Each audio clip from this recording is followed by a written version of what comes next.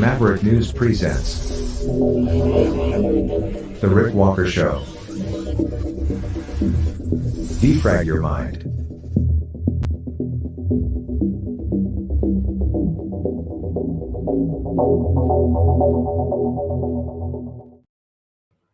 Good evening, everyone. Welcome back, Maverick family, and new viewers from all over the world. Great to have everyone back here tonight. Great show we have lined up for you. All kinds of stuff. We have armed gunmen, martial law declared in Ecuador. It looks like the government there may have successfully subdued some sort of an uprising. We'll tell you about that. David Menzies from Rebel News arrested. I'm sure that many of you saw that as well, simply for trying to ask the deputy prime minister some questions and then charged with assault after coming close to, or maybe coming into some sort of physical contact with an officer, but who came into contact with whom? That's the question. And there are other questions about freedom of speech, freedom of media, freedom in general surrounding all of that. We have a lot of other stuff to share with you tonight as well. The situation in the Middle East continues to escalate, even though Secretary of State Antony Blinken went there to meet with Israeli officials in an attempt to have them kind of scale back their operation in Gaza. But things there still very violent. Tonight, though, we have a couple of very special guests who will be joining us. Travis and Amir from Elevate Local. These guys are trying to make a difference and defend freedom, preserve freedom, make sure that you still have freedom should the government do kind of the same sort of things that they did during the lockdowns, which is to lock you down. We'll get into all of that and how they maybe need your help, or how maybe they can help you with a new e-commerce platform called Elevate Local. So don't go away. We'll have all that and a whole lot more when we come back right after this.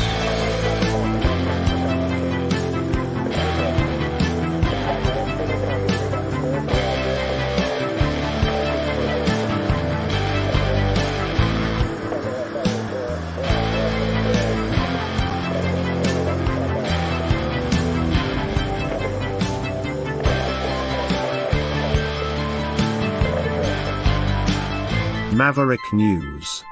Fighting for freedom.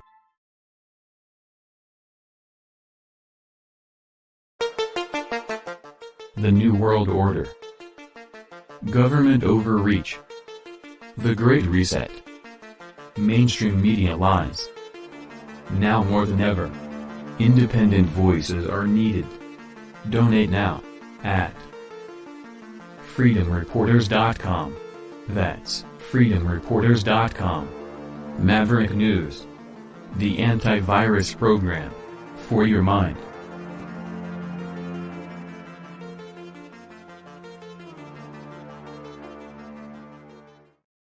Okay, ladies and gents, I'm back, and joining us live now, the two founders of Elevate Local. Hello, gentlemen. How are you tonight? Fantastic. How you doing, Rick? Excellent. I really Very appreciate good, Rick. you guys. Excellent. Thanks for having us on. My privilege. I'm very excited to speak with you guys because you have something that I think might just be a path forward for people in a constructive way, in a positive way, a way to sort of help create or facilitate almost like a parallel economy.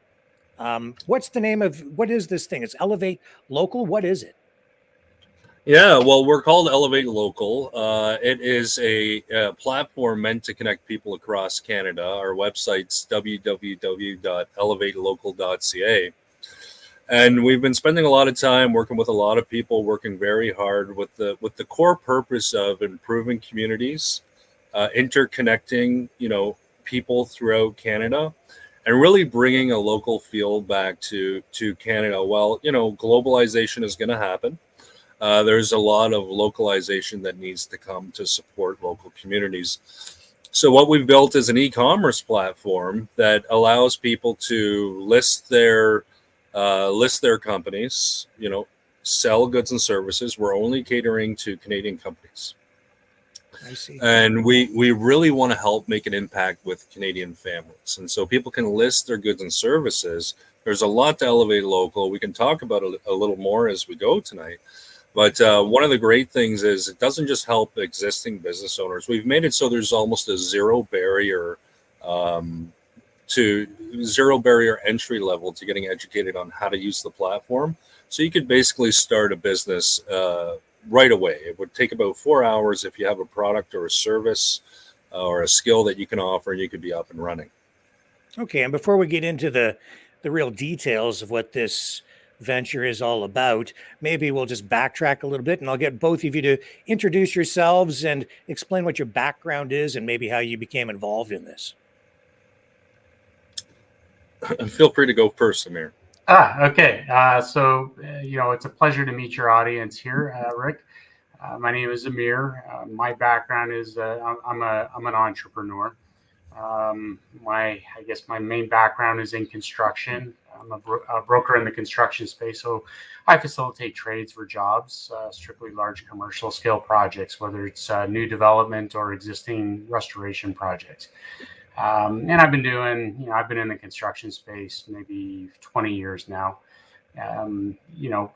When COVID started, many like us knew something was wrong and put my life on hold along with others to try to figure out what to do here and how to approach the circumstance at hand.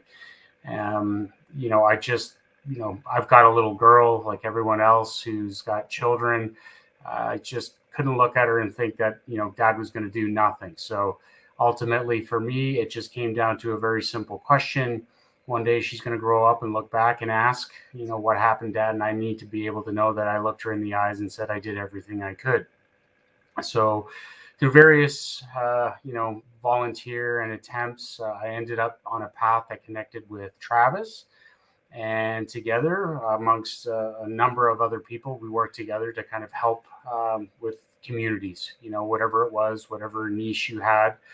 The idea was to collaborate together and work together to solve a very big problem. Along the way, we had many, many conversations. We realized that there's a lot of incredible groups and organizations out there fighting for their own little niche, their own belief.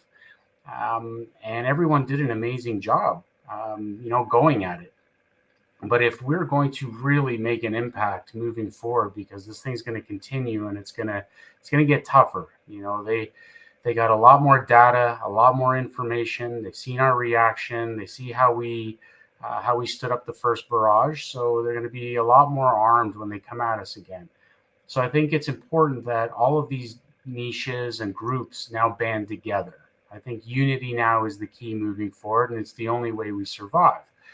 So when we looked at that idea, we thought, what does unity mean? Well, okay, let's take the, SMBs, for example. Small and mid-sized businesses make up the economy in Canada, and it's been decimated by design. Why did they pick gyms and restaurants? Well, because they make up a large majority of small and mid-sized businesses. So obviously, none of this was by accident. It wasn't, ignorance. They knew what they were doing. So, we looked at, the extra push in big box stores, what they did for the Walmarts and the Costcos, and how they were allowed to operate and continue a business as usual.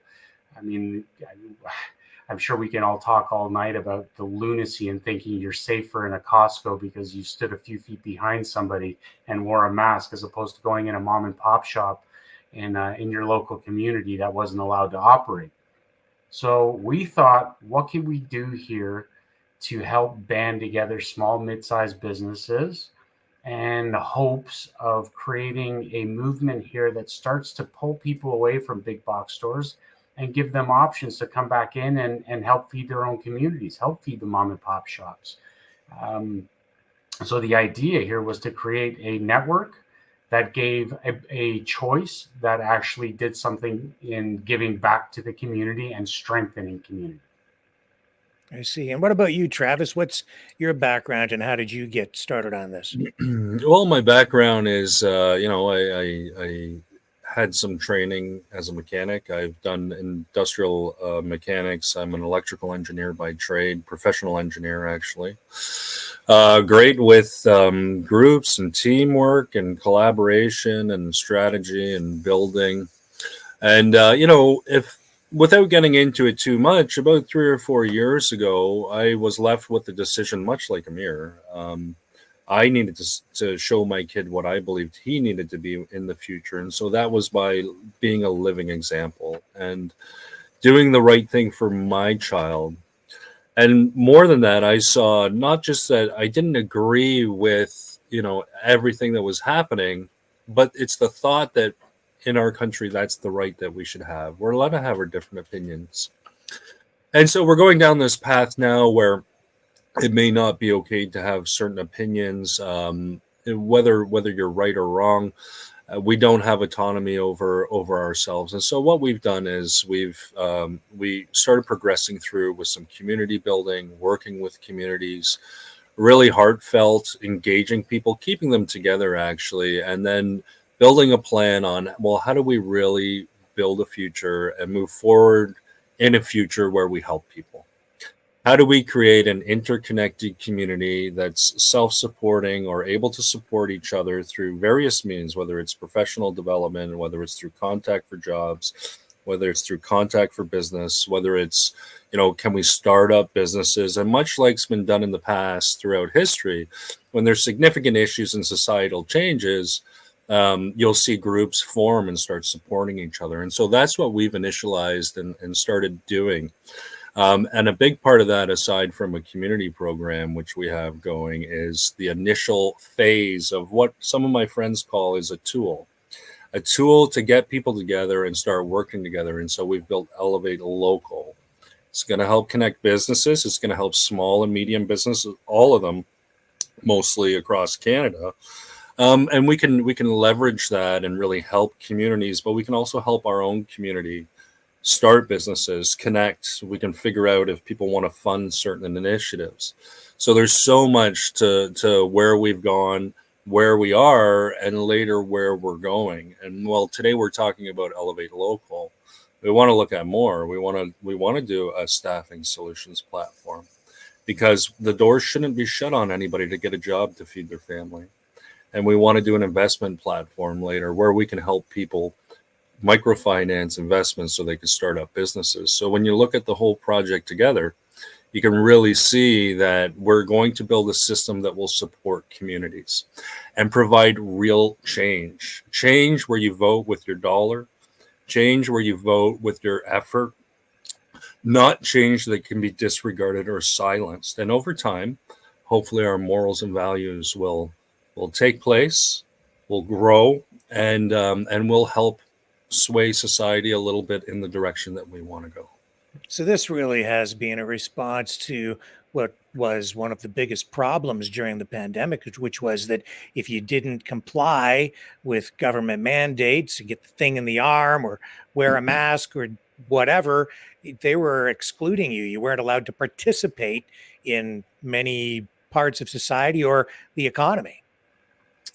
Absolutely. And I'll also let Amir comment on that. But in no way do we want to go head on with the government. But yes, there was some serious problems that have shown us holes in the fabric of our society. And those are holes that we're addressing. And we've been extremely motivated to help. Yeah. And to add further to that, we're not looking to be political here. This isn't about clashing with the government at all. This is, again, I use the word unity. All right. It is just a collaborative effort to help small and mid-sized businesses stay relevant in this country.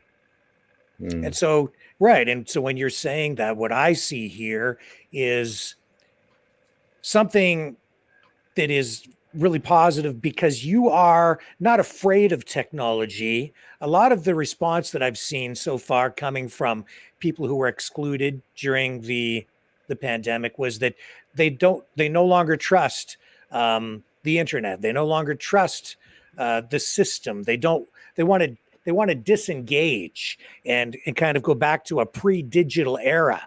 But my message here has really been that's not really the way forward. What we need is to ensure access to the system, to use the technology in a positive way for everyone. And that means always having access to it, but also ensuring that, well, while having access to the system, you have privacy, that you have your rights protected. And is that kind of where this is going as well? A way forward to use technology to our advantage? Yeah. Absolutely. No, go ahead. Go ahead. No, buddy. you go ahead. You go ahead.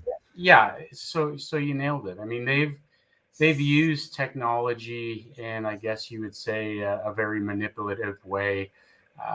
You know, originally mainstream media was where you got your source of propaganda.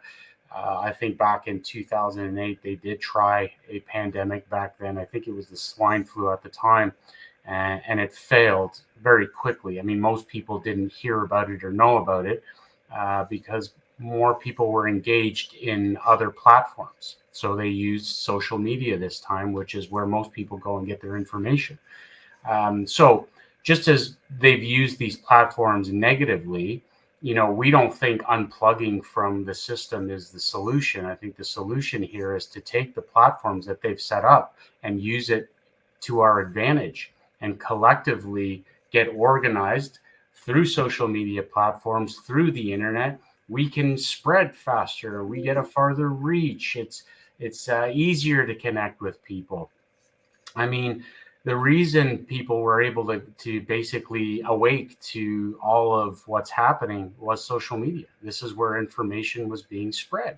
Um, and so we need to use these tools. We have them. They're there. They're at our disposal. So what they created in order to kind of keep us in the dark and keep us enslaved, we can use to empower humanity. Yeah, and my take on it is that, you know, globalization is going to happen. The world's growing, populations are growing, we're going to intermingle, governments are going to change. It's the same thing that's happened throughout the years, but it's not going to help us. It will in some cases if some people want to build some communities that are self-sustaining on their own. Yeah, that's great. That's what they want to do. That's how they want to live their lives. But for people who want to be involved in the mainstream world where we're involved in everyday society, we need to figure out how to get along and how to blend in and how to work with what we have. So absolutely, with the platform, the plan will be over time to bring in cryptocurrencies, but more private ones where people can purchase privately and to preserve privacy. And so we do need to use some technology. If we don't use technology, the alternative is that our status and our capabilities throughout society will be decreasing throughout time because we won't have as many finances. And so our morals and views will become irrelevant. So what we need to do, in my opinion, is to maintain and improve the conditions of our lives and for people with our morals and values. Right. And so this platform that you have set up, Elevate Local, I'll just bring the website up on the screen and maybe you guys can explain just a little bit more in detail what this site is all about. Absolutely. You want me to take this, Samir? Yeah, go ahead, buddy. Okay, so Elevate Local is a goods and services platform. So what you'll find is something akin to Amazon or Etsy. It's professional. It's designed so that people will like it. But a few things that are different with Elevate Local than your standard platform. The first thing is we're going to work with Canadian businesses. One of the main things, if you looked at the stores directory, is that each person gets to have their own store. We're not just interested in building our brand. We're actually interested in helping people. And so we're interested in stores coming on, vendors, local brick and mortar Canadian stores, or Canadian families who are selling goods or providing services to come on and create their store. They'll get their own branding, and they can start from nothing or with what they have already, and they can develop their brand using our website. It's very important, the website, to use it because it's a low barrier to entry. Whereas if somebody was looking to start a business and they needed to start from scratch, you either need a lot of money or a lot of time or capability to create your own e-commerce site. It's very complicated. Within about 4 hours, you could be set up on this site, and you could start creating the site. You could be launched. You could be launched with a few products or services on this site. Even quicker if you have a little bit of experience. The other thing that's important is we put a map on the site. Every store on the site can be located on a map. So instead of just listing like a lot of other companies do, where they list and they want all the money for themselves, really what we want is for the communities to find vendors or like-minded vendors or good small medium business providers on the site, find their location, and start supporting the local where it makes sense, instead of buying overseas or instead of buying from people and not putting money back in Canadian families' pockets. That's how we're going to make ourselves stronger. We've seen manufacturing be destroyed over the last 40 years, and now we're seeing businesses be destroyed. We need to build that back up. And then with it, we give the ability to offer products and services. So the products and services, you can offer subscriptions on it. So you can offer a subscription product. You can offer a subscription service. You can make very complicated, you can make very simple products where it's just a single listing, or you can make a product called a variable product where you can flip through it, and if it's different colors and or different prices or a different shape or an extra large shirt, a small shirt, it'll flip through it and it'll give you the different options. And then we have services. And with services, it's really nice because we have the ability to rent out, cottages on it, or they can rent out places on it by the day, by the weekend, with a great selection of ways to set up your rental. And we can do appointment booking. So if you're a hairdresser, a professional service provider, if you're a skilled trades person if you're air conditioning, or if you're looking to do skills trades for homes or contract out your services, you can list it on here, and you can do appointment bookings where you can book by the hour in the calendar. And so instead of you having to create a site and maintain all this stuff, it's right here for you.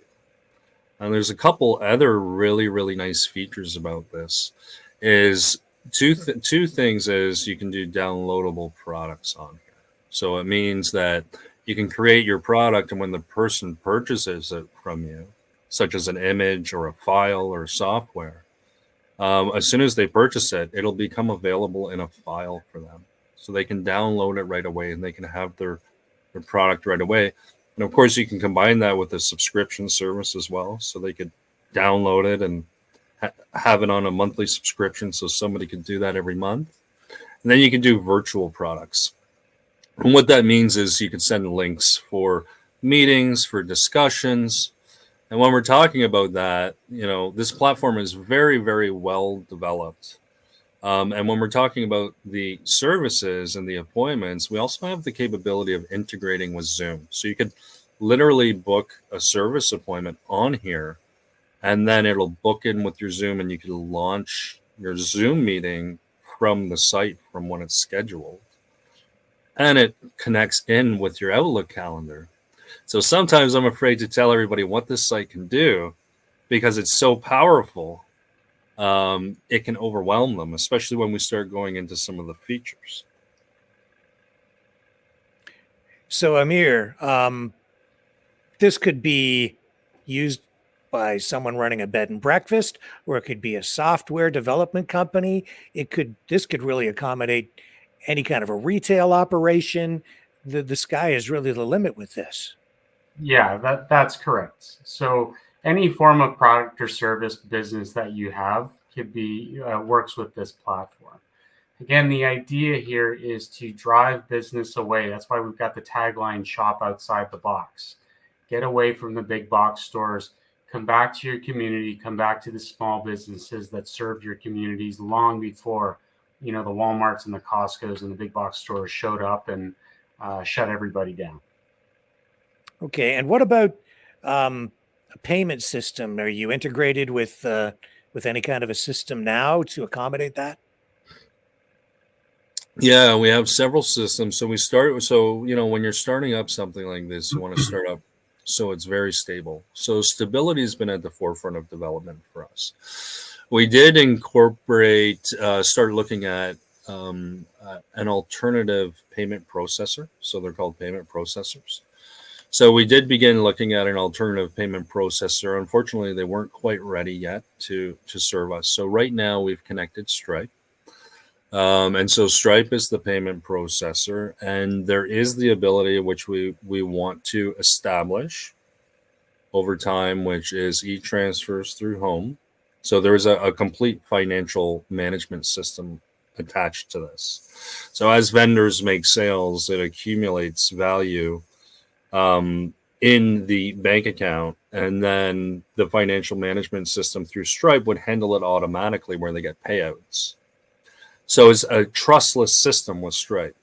They just get their payouts. There's no chance that there would be any trust issues because payments get split right at the time of purchase and go to the appropriate person right at the time of purchase.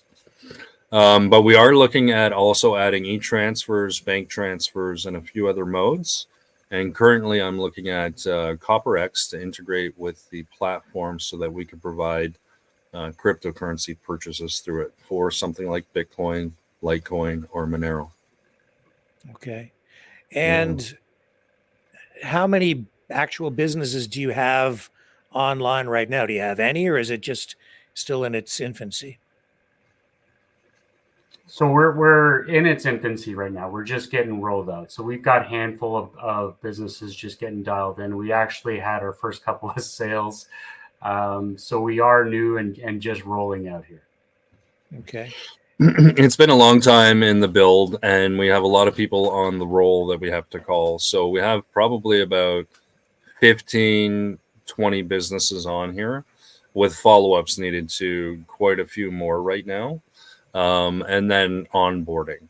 But we are looking to bring vendors on. Okay. And how does the business relationship work? Can you give me any kind of a breakdown on how the fees and things work? Absolutely. So the fees are pretty simple. So we have the first year is free for the monthly fees, and we charge a 10% fee for commission for the products or services that are sold through the site. In extreme cases, that's probably negotiable for low margin products if there are any. But then we have packages based on how many products people are listing. So if on a yearly fee, we're looking at $12 a month. If they're listing 10 or 15 products, if they're doing 100 products, we'd be charging $40 a month, and then $100 a month if they're doing 250.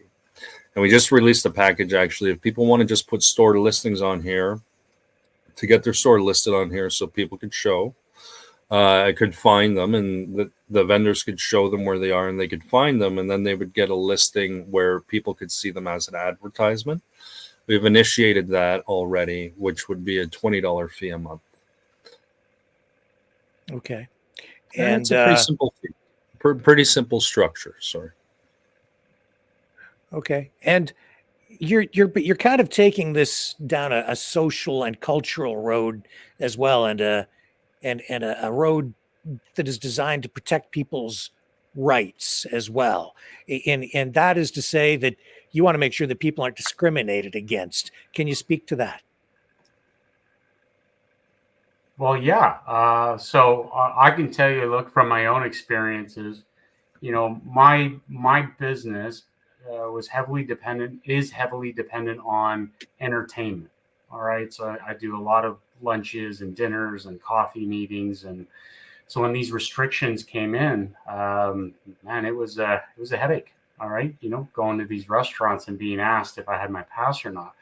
I had to sift through a network of people and back channels to find restaurants that didn't ask, didn't care. So, this was a difficult process. Now, where we're at with this platform, with having everybody collectively together into a space becomes easier to sift through and find places that'll support you regardless. Whereas before, you're on your own to try and figure it out, So I think this becomes a real, a strong place for all of us when they try to pull any restrictions again at a later date, which I assume they're going to. Mhm.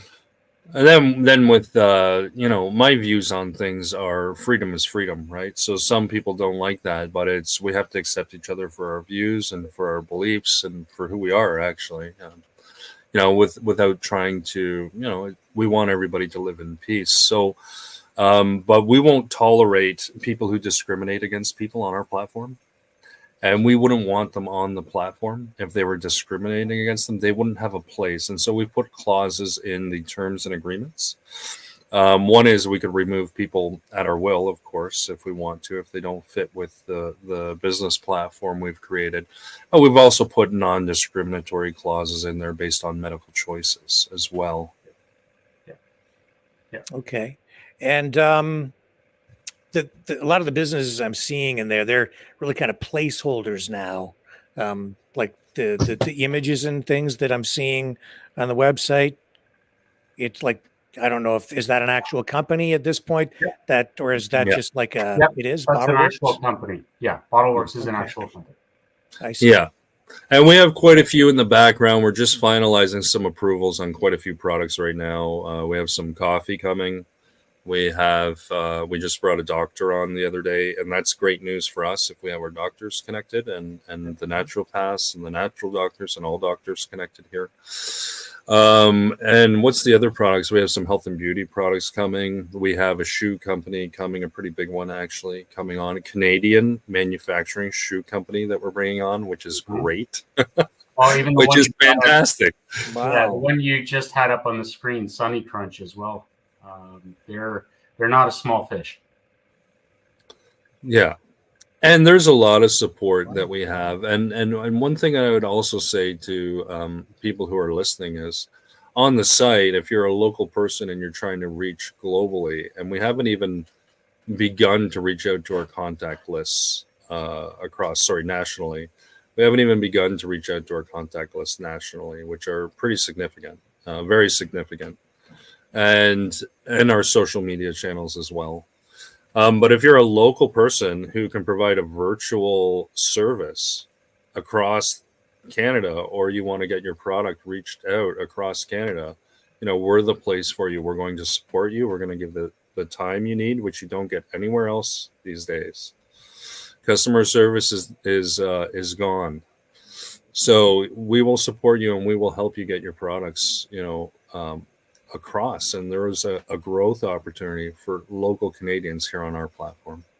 So, sorry, go ahead, Amir. Yeah, Rick, a key takeaway here too is, one of the things that Amazon did to businesses was when they onboarded people and Amazon started to pay attention to what products were really selling, what was hot. And then what they ended up doing was they took all that data and then they started to warehouse their own product and started cutting out these businesses. Well, for us, this is just about strengthening your products, your services. So this platform is for the vendors and the end users strictly. All we are here is a conduit to bring communities together. That's it. That's our role here. Yeah, that is a real difference in philosophy for sure. I'm surprised actually that you have a shoe company that's actually manufacturing the shoes in Canada. I didn't think that there was anything left of the textile industry in this country at all. Yeah, and we have to bring them on, and we have to bring awareness to them, and we have to get the message out. I mean, if they're comparable in price, why wouldn't we support them? If they're a tiny bit extra, even, I know where I would want to spend my money. I want to spend my money in Canada. I want to help Canadian families. I'm tired of seeing my money shipped overseas, quite frankly, to people that don't deserve it. A lot of our government money goes there. And then there's our business money constantly is outflowing because of short-term gains, but you can see the effects of it now. Canada's really struggling. Yeah. Are there restrictions or requirements in that regard when it comes to the kind of products that you will allow on the site? Does it have to be domestically produced? Can it be a mix of products, some imported, some domestically produced? How are you dealing with that, especially in the face of globalization when so much manufacturing has been offshore? So I think Amir and I are just figuring out who's going to answer that one. Yeah, So yeah, I'll answer that. I'll answer first, I guess. Amir, are you yeah. going to Go start ahead, buddy. talking? Okay. So I mean, the idea is to put money in Canadian families' pockets. That's the first idea. And we understand there's globalization here. It is very hard to compete. It is very hard to find products that aren't made in China or India or different places. But we really want to put the money back in Canadian families' pockets. When we verify identification, the people on the platform are from Canada. We want value-added products there, or something we would really love to see. So some of them are coming from other countries, but they do things to them. They value add to them. They employ people here. People who are employing people here, please bring your products and services to Canada. And the one thing I would say we don't want is somebody coming in and just offshoring everything to China and using our platform to dump their goods here. We don't want that. We want to support Canadians and Canadian families. Yeah. So ultimately, yes, the dream would be everything's manufactured, made in Canada, and sold in these small businesses. But the reality is, these small businesses, they've got to source from different global distribution channels because that's where the product is affordable. But the name of the game here is your brick and mortar, your business is Canadian. It's a local community business. Yeah. Where are you guys based? What part of the country are you in? Milton. Mm-hmm, Okay. mm-hmm. And we have people with us who are across the province. Some people across the country that we deal with. So yeah. And I think it needs to be said, Rick. Travis and I are sitting here getting the screen time, so it's our faces that people are going to associate with this. But we've got loads of volunteers that have all chipped in to help piecemeal this thing together. So a lot of wonderful people we've been working with over the last year. I don't know what, Travis, what's the number? Maybe upwards of 20 people have been, maybe more. Yeah, more depending on what projects we're talking about, right? But on this project, yeah. So and if we get to a place, down the road where the government is imposing mandates and lockdowns or whatever they're going to throw at us, I guess that the beauty of this is all online. So this means people can work from home. They're not reliant on a corporate job. It creates detachment from dependence, but independence while still being engaged in the greater system. Is that fair? Yeah. And the key is to be able to keep your business open. So if they decide you've got to shut your doors, you've got a platform here where you can keep your product moving. Amazon's value skyrocketed, when they shut the doors. And, you're looking out your window every day and just seeing delivery drivers throwing packages at every balcony. It was absolutely insane.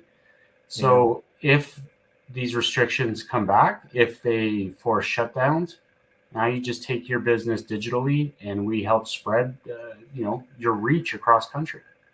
Well, it's so frustrating to see one guy make so much money through the corporation that he's leading that he can buy his own spaceship, while people with small businesses, I know many of them who didn't survive the pandemic. They had to close their doors. People with families, and today they're in very dire straits. It just doesn't seem fair.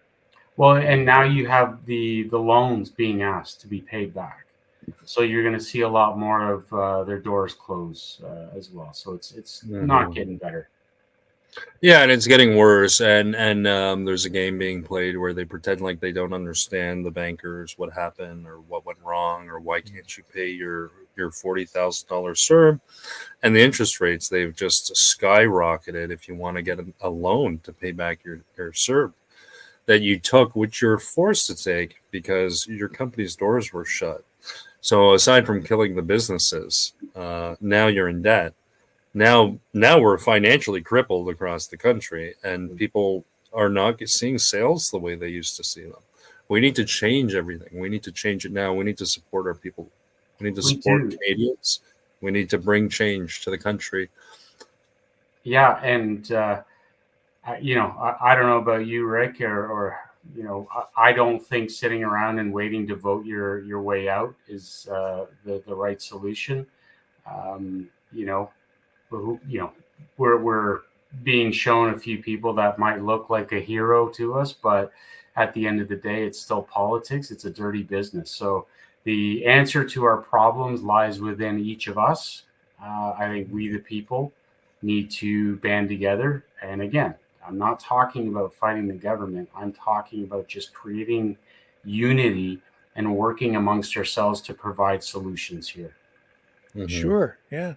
Yeah.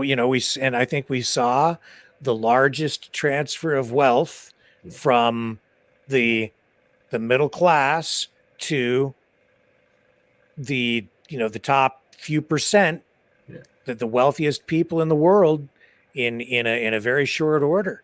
So this is just a natural response, a business response to a business challenge, really, isn't it? That's it. Mhm. That's it. Yeah, when people are struggling, they're going to try and figure out a way to make life better, and they're going to keep doing that. So the worse it gets, the more people are going to want to band together and work together. And frankly, we need to work together. It's unfortunate, the situation, though. Yeah, we either find a solution to stabilize ourselves economically, or we're going to be in dire straits where we're going to be reliant on the government to help us, and which is Now, exactly the direction they're looking to move us in. right. And this is all about independence and self-sufficiency. But do you say that this is really just the beginning? You're looking at expanding over time into other areas to help people remain independent? This is just the beginning. A significant amount of effort has been put in by many people, many people, and that effort's not going to stop. More people, when they see structures that are being built that will support them, will want to come to people and work with people who are building these structures that are healthy and bringing health into their lives. There's a significant plan in the background that we're working with. We need people to support us. Part of that is, supporting the platforms that we build to help support you. If you're somebody who wants to help, please reach out to us. We would like to work together with people to build solutions for the future, and we have a plan. Okay. Yeah, we've seen conservative groups, I think freedom-oriented groups, even when the pandemic first hit, even because of all the woke politics out there, there has been a response from people in the more conservative realm to produce products to respond to woke corporate culture with a variety of products online. You also mentioned cryptocurrency. Are you looking at creating a cryptocurrency at some point of your own, or just using the existing cryptos that are out there? Yeah, I'm not a big fan. I find a lot of people who create cryptocurrencies on their own are trying to amass wealth. And I don't feel that it's necessarily an earnest thing that they're doing. Yeah, it's profitable. If anything, what's really good for the business would be a reward system for people who buy online, and that could possibly be cryptocurrency. But no, we wouldn't be looking at developing our own. What we would be looking at doing is using the ones that are about keeping transactions person to person. And if they're private transactions, and hopefully not illegal by over the next few years. But money's private, and there's no reason why cryptocurrencies shouldn't be private, and there's no reason why anybody should know every transaction we make. It's not like we're all running around doing bad things. We do want to integrate cryptocurrencies into the platform, but as a payment system, so people with cryptocurrencies could pay for products on the system. Yeah. How do you address the issue of trust in a digital platform? I'm sure you're aware that a lot of people are worried about central bank digital currencies, the privacy that surrounds cryptocurrencies in general, but also the government response to that and government efforts to control cryptos and maybe even make them illegal, and people are worried about privacy online. How are you addressing those kinds of issues given that this is an online platform? Yeah, well, with regards to government control, if that's what we're really addressing here, right? If I heard correctly, one thing is the governments can make anything they want illegal. Our platform will always follow the laws, of course. I mean, we would never go outside the laws. If it came to them making something illegal, then we'll follow that. But will they be successful? I don't think that they can be successful, especially with some of these privacy coins. I think that's the direction people will go in the end. When you look at things like Bitcoin, it is trackable. And the only way you're not really tracked is if you really understand how to use it and how it was created. But it's a ledger, it's an immutable ledger, and it was created that way so that it could be tracked. Whereas if you find something like Monero or a couple others, you can actually buy and sell online, and you're not tracked anymore. Just like, and it's funny, like just like they said Bitcoin was for terrorists 8 years ago, all of a sudden it's mainstream, and that's what's gonna happen with privacy coins too. They're gonna say it's all for the bad people, and then they're gonna have no choice but to deal with it, because when you can transact privately, there's gonna be millions and billions of dollars that are getting processed that they have no access to. I don't know if I answered all your questions, Rick, but I mean, go ahead, Amir, because I just when I talk to people, people in our chat when they phone in on the call-in show, if we talk about anything dealing with economics, there's a lack of trust and confidence, especially in the financial system, especially since they froze the bank accounts of people who donated to the convoy and things like that. So these are just issues that I know people have in the back of their minds. Yeah, I mean, I wish we could say we have an answer and a crystal ball that could tell you exactly what steps are going to be taken to protect everyone. Things are happening rapidly. They're moving fast. So there's no way to predict where things are going to go financially. You hear a lot of doom and gloom in online and the chatters. There's going to be a financial collapse. My personal belief is I don't think so. Let's remember that those that depend on the system to accumulate their wealth, they depend on the same system we depend on, right? So, that's kind of my theory behind that. As far as crypto goes, they've been trying, to create a lot of propaganda around shutting it down. Now you're starting to see Wall Street get engaged with it. So now they're taking the mindset of, okay, well, we're not going to be able to stop this thing. So how do we get involved and then control it? So time will tell what direction things going.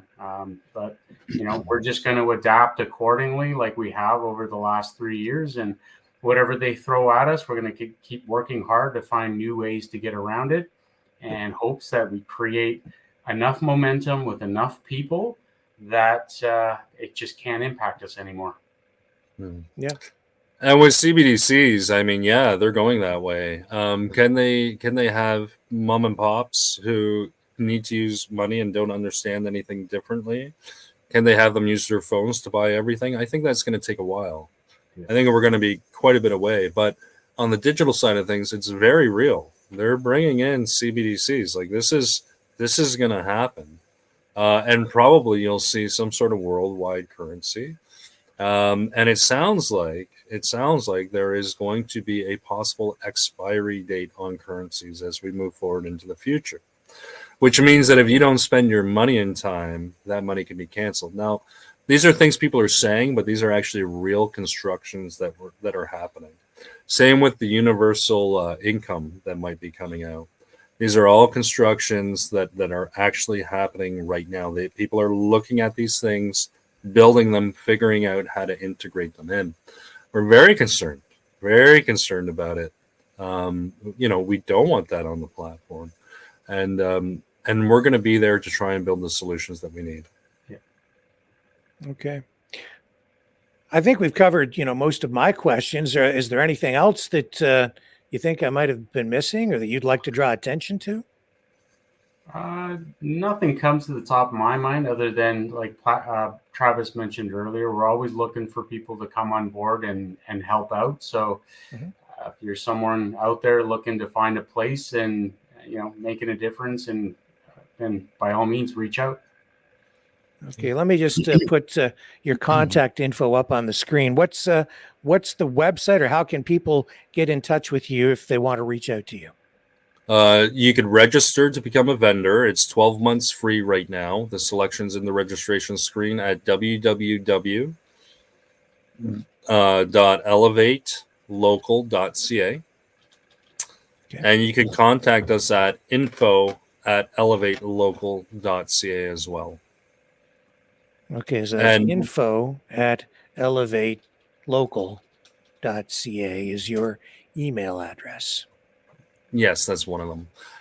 Besides saying thank you to you, Rick, for having us on, we do want people to shop. So buy what you can from the site, buy off local Canadian vendors, support the services that you see on there. And if you're a vendor and you want to get listed, now's the time to list. It's 12 months free, no monthly charge. There's nothing to lose.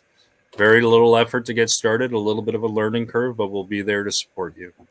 Register online and we'll get in touch with you and help you out. Outstanding. And again, email is info@elevatolocal.ca, or go straight to the website, elevatolocal.ca, and you can use the contact form there or get signed up and get in touch with these guys, and let's get them kick-started and celebrate some freedom. I love it, Rick. All right. Thank you very much, Rick. That was very nice. Thank you. All the best to you guys. Godspeed, and keep fighting for freedom. Appreciate it. Thank you, Rick. Keep doing the good work, buddy. All right. Have a good day. Have a great night. Okay, guys, that's just the beginning of the program tonight. We still have all the news of the day to cover, so don't go away. I'll be right back after this. Hello, world.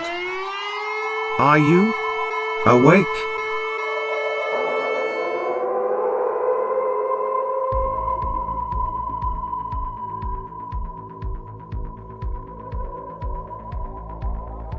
Uniting humankind by liberating millions of minds at a time. Maverick News. The world is watching.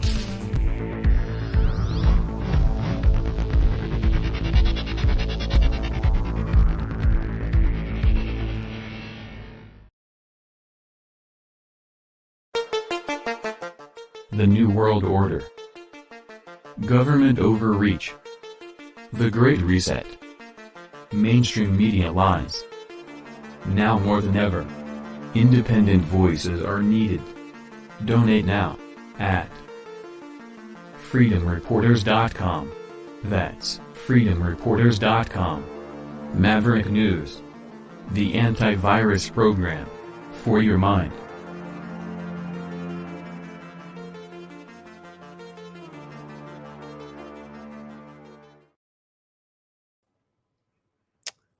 Okay, so where should we begin tonight? I guess we'll begin with this story out of Ecuador, because it's pretty heavy duty. I want to get into that David Menzies thing as well tonight. But in Ecuador, armed gunmen took over a TV station. There has also been violence across the country. So what do I know? I know this. I know that Ecuador's national police chief, Cesar Zapata, has confirmed the apprehension of all who were involved in the armed intrusion of a TV studio during a live broadcast.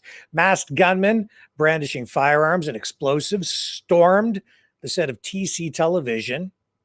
Zapata stated that the police successfully seized the weapons and explosives carried by the intruders, categorizing the incident as a terrorist act.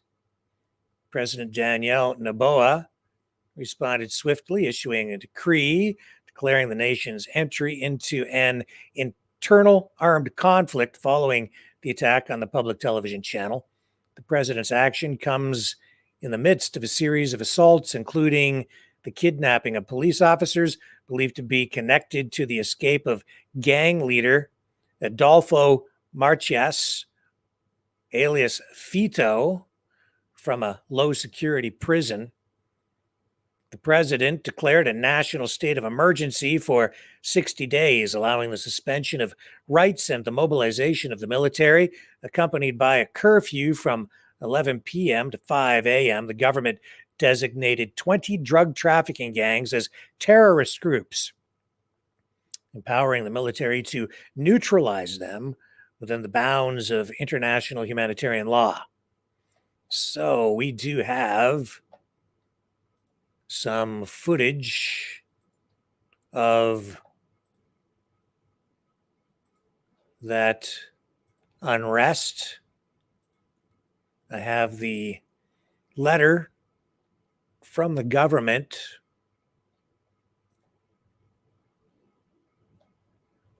from the president of Ecuador declaring martial law. I'll bring up the letter first of all. There it is right there. It says, Article 1 recognized the existence of an internal armed conflict based on the considering part of this decree and the applicable current regulations. It goes on and on and on. It is, in a nutshell, a declaration of martial law to restore public order, and there it is on the screen for you. So that's what he issued. And also tonight we have, let me just bring up the footage.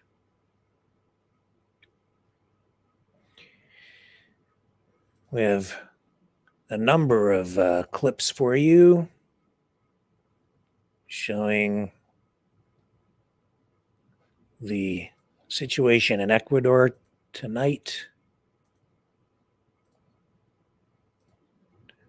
You know, this is really a conflict between the government and I think a lot of these drug cartels. Gunmen were shooting at police vehicles, and it's really not clear to me exactly how stable things are at this point, even though the government is saying that they've arrested people and have restored order. I'm not so sure that we can put total stock in that.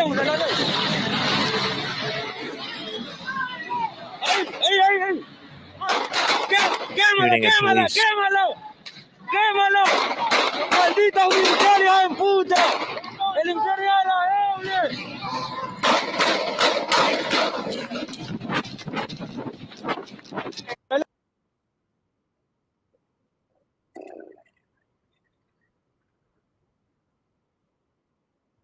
So that's Ecuador. Also, we have, let me see here.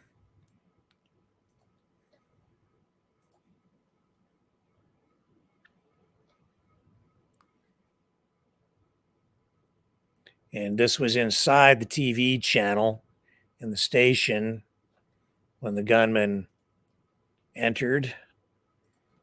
And they had explosives, they had guns. We'll take you inside the studio here now. And There it is up on the screen for you. This is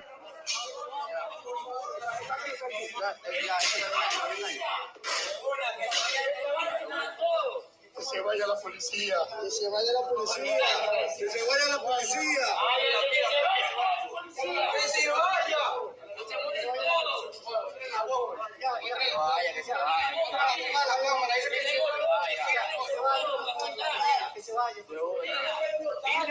Dile que tenemos bomba.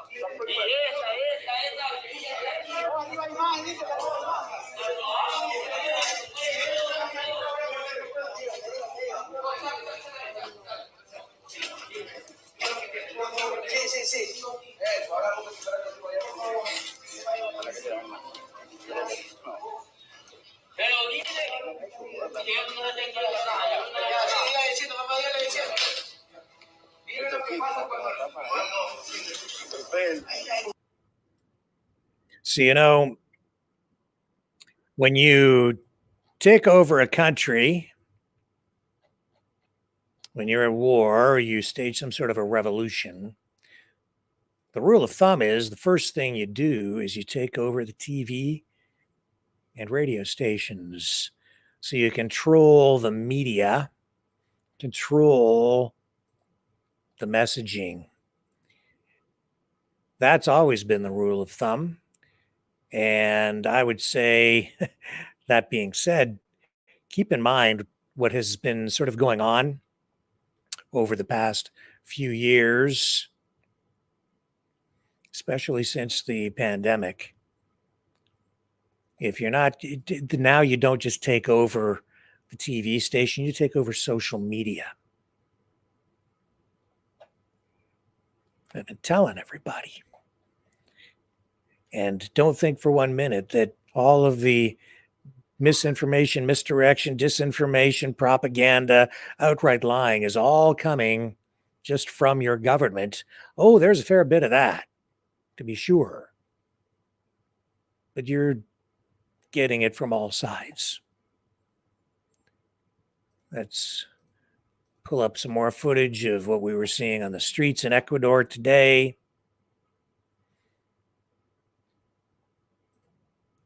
As he ordered his troops to push back on a real insurrection, not the kind of insurrection we saw in J6. Now, this was something much more dramatic. There were weapons and explosives involved, many different locations, drug cartels, money, violence, real violence, and the military came out in response. Shots fired at police. Serious unrest in Ecuador, where we had a recent change of government. The new leader of Ecuador, the son of one of the richest people in the country, and the president there ordering all armed forces to attack and destroy these drug cartels that responded to government efforts to kind of crack down on them.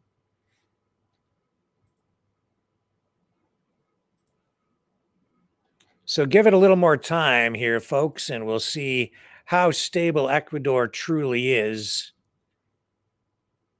Not clear to me, even though we're seeing reports coming out tonight telling us that essentially order has pretty much been restored, but I'm not entirely convinced of that. Let me take a brief break here and just make sure I'm not missing anything with this. I'm just going to check the news wire and I'll be right back.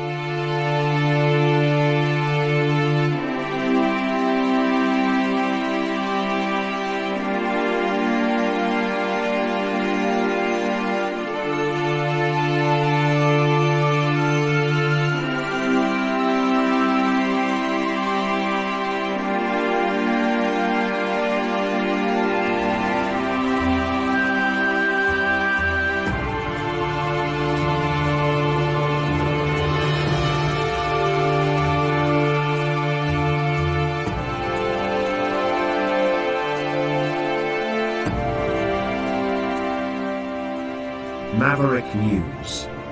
The world is watching.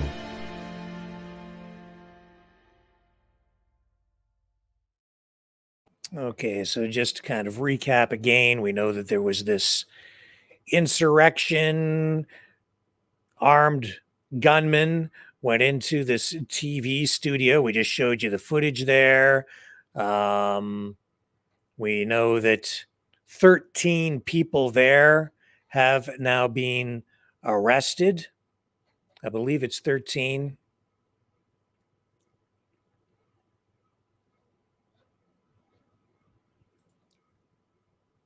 Yeah, 13 arrested. The government says it will be presenting the charges publicly within a number of hours. Prosecutors are at the scene of the television station where this attack took place. 13 arrests, and they could be facing up to 13 years in prison each if convicted of terrorism. That's the penalty, that the maximum penalty they could be facing, apparently, under Ecuadorian law. So we know that these gunmen broke into the set of this public television channel.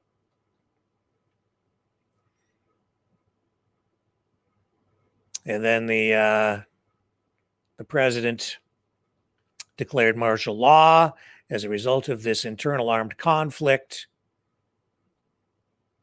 Alina Manrique, the head of news for TC Television, says that she was in the control room across from the studio at the time of the attack. She says one of the men pointed a gun right at her head. And we saw in that footage, it looked like a shotgun being held to the neck or the head of that man on the studio floor, standing. All of this went out live on television. And then after about 15 minutes, the signal was cut off.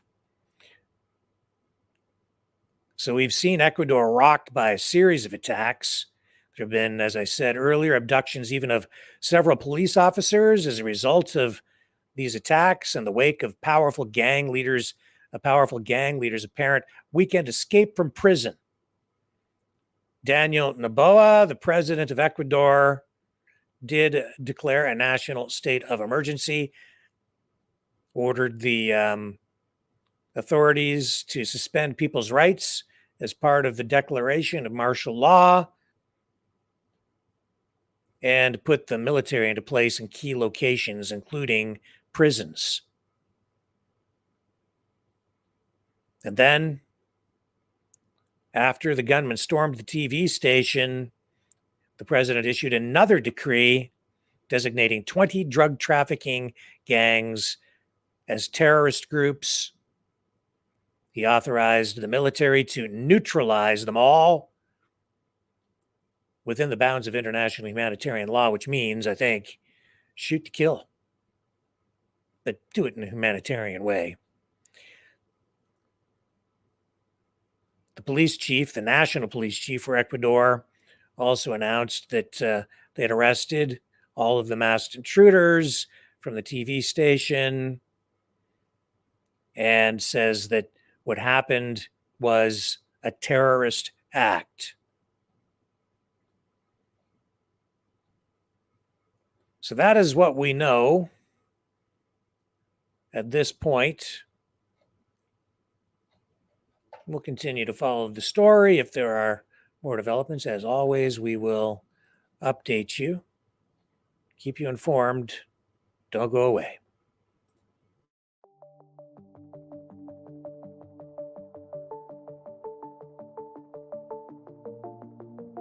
Greetings, brave Mavericks. Our quest for truth continues. We go beyond fake news. Together we expose propaganda.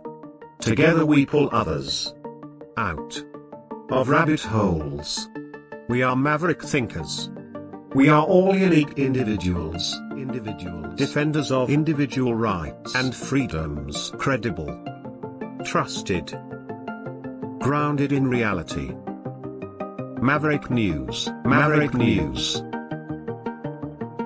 Defending free speech. Free speech. Donate at freedomreporters.com. Do it now. Tomorrow may be too late. Maverick News. The world is watching.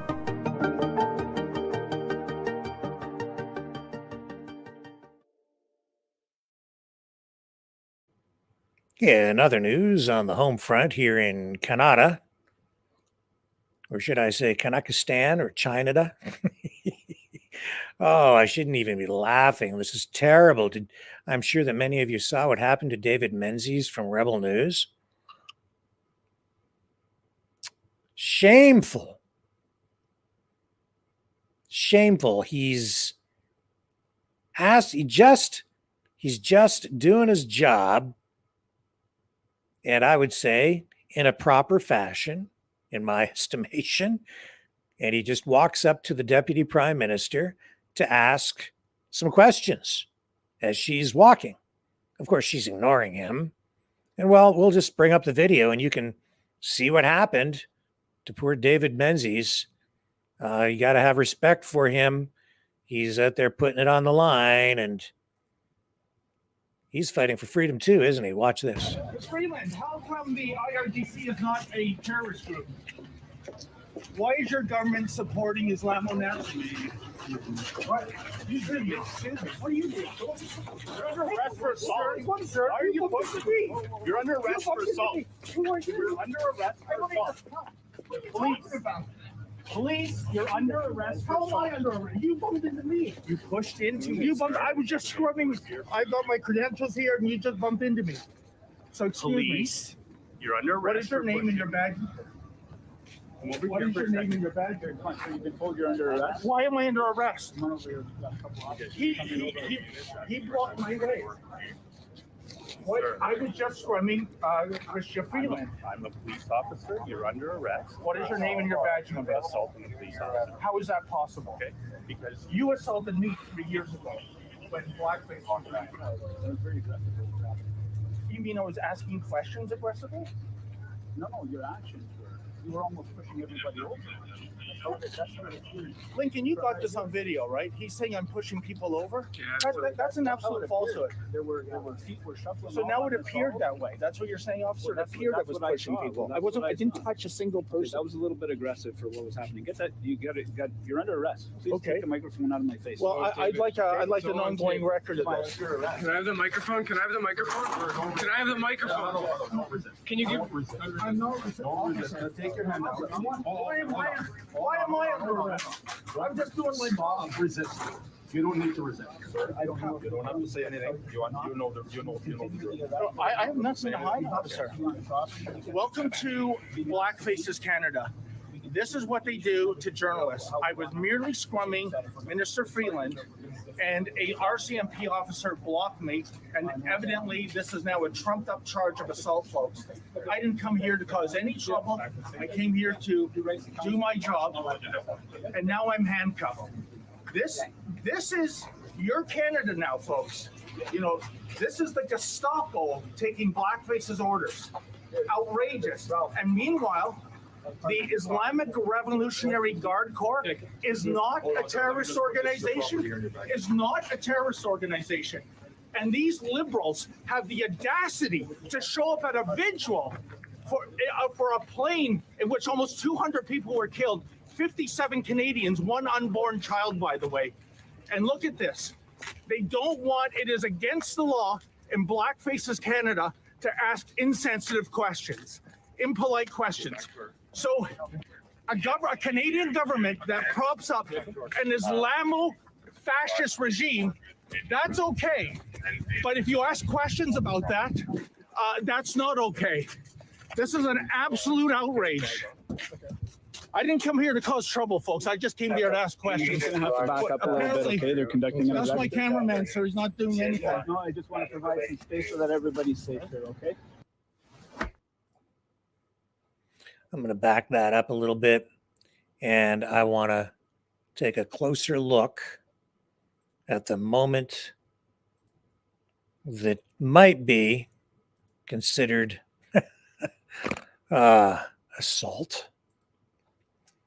And then I'll comment on it. Why is your government supporting? Okay, so in this entire, I'm going to slow it down. 1/4 speed. Pull the audio down. Islam. He's just asking her questions. He's not touching her. He's not threatening her in any way. He's just doing what reporters do every day. And does he touch that guy? Is there any physical contact? Slow-mo. This is like sports, right? Instant replay. And the cop is right there. And oh man, if he's even, it looks like, yeah, there may be a bump because David is looking at Chrystia Freeland, the deputy prime minister, doesn't see the officer standing there who clearly is in David's way as he's just walking up the sidewalk. He never touched Chrystia Freeland, never threatened her in any way, simply asked some questions. She walks around.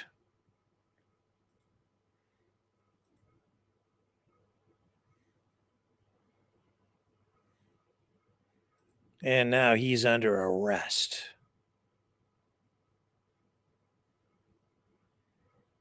Pushes him right up against the wall, against that sign.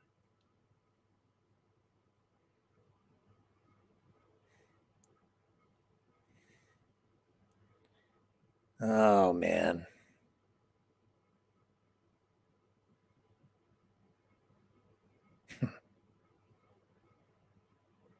And from what David was saying, you could hear him make reference to a past interaction with that officer. They clearly have some history.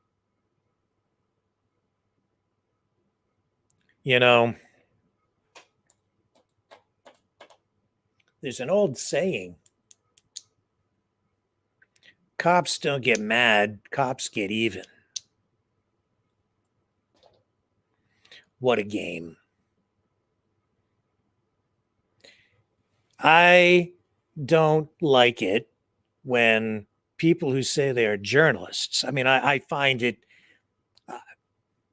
I don't like it when people say they're journalists and they run into crowds or they cause problems when they're clearly not acting as a journalist.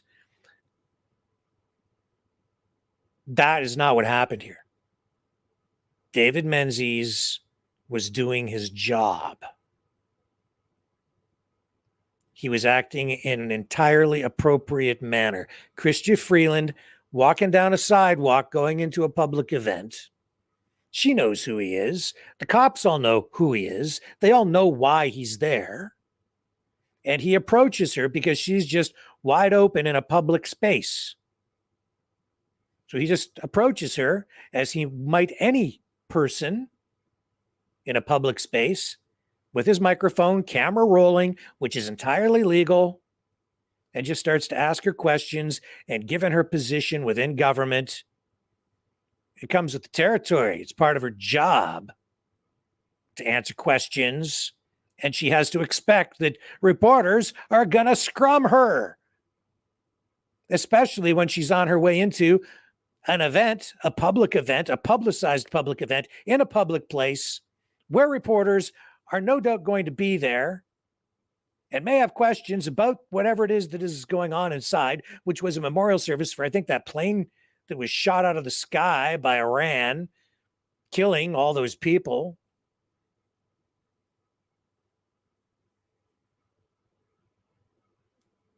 And that cop just happened to be in the way.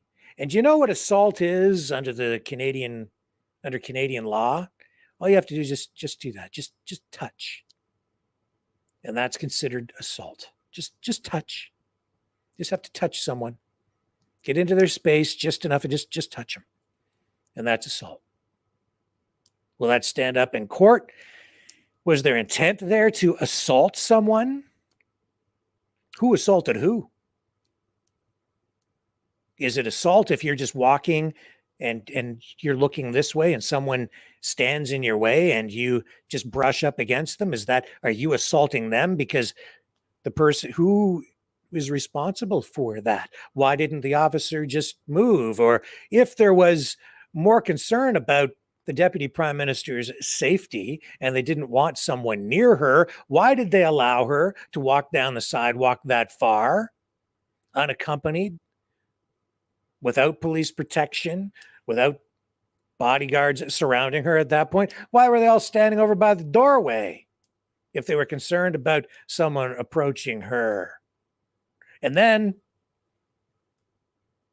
they don't interact with David Menzies until he gets right up close to the door and the cop is just in the way. And, oh, it's David Menzies' fault? And now they're going to arrest him, and now you've got a big court challenge on your hands. Oh, I see.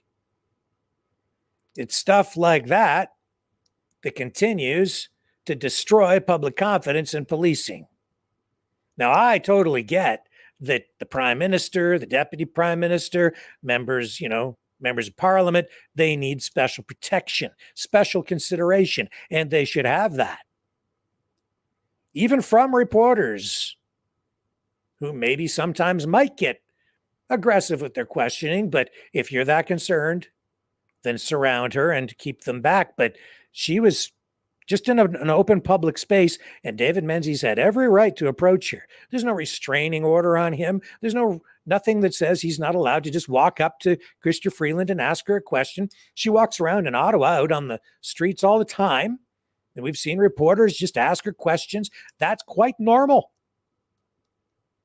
And I've covered, as a reporter in my day, a lot of media scrums that got a whole lot more aggressive than that, and nobody went to jail. There's more going on there than meets the eye, obviously. That officer has some sort of history with David Menzies, so what's really going on? Is that guy, does he have some axe to grind with David on a personal level, or was this politically motivated, or both? And where's the mainstream media? Where are they? This is a freedom of media issue here. This is enraging. This is unacceptable. You know, I just have to say that we've got sort of two classes of media in this country. You've got the mainstream media that receives all this government funding, part of the establishment now, and you have the independent media. And the police do not treat the independent media with proper respect. It's a different landscape now, and they better get with the program. They need to wake up and understand that independent media should be treated the same as the mainstream legacy media. That is to say that when independent journalists call up and ask questions from the media liaison officers, public relation, your media, your community relations officers, the people who deal with the media, they deserve a response. They deserve the same kind of consideration as mainstream legacy media at media events. They deserve to be on the mailing lists, the email lists for news releases. They should have the same, be offered the same consideration to go to media events, have the same kind of access. Now, it may be difficult to figure out how to deal with a larger number of journalists out there, be it, citizen journalists, mainstream legacy journalists. You have a greater number of them, but you don't have a license to be a journalist. Anybody can be a journalist. if you practice journalism, and it comes in many different forms, whether you're making, journalism can be writing a book. It could be working for a magazine. You might work for a daily newspaper or a radio station or a television station. You might have a live stream or a live stream podcast news program like this one, long form talk. Journalism comes in many, many different forms these days.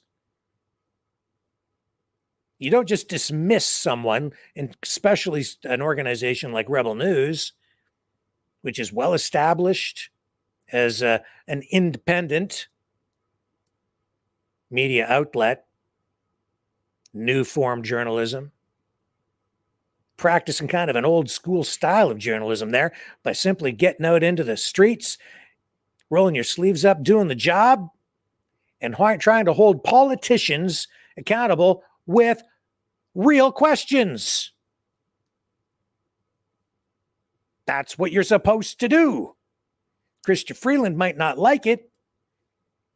When you get pushed back like that, you know what it smacks of? Fascism.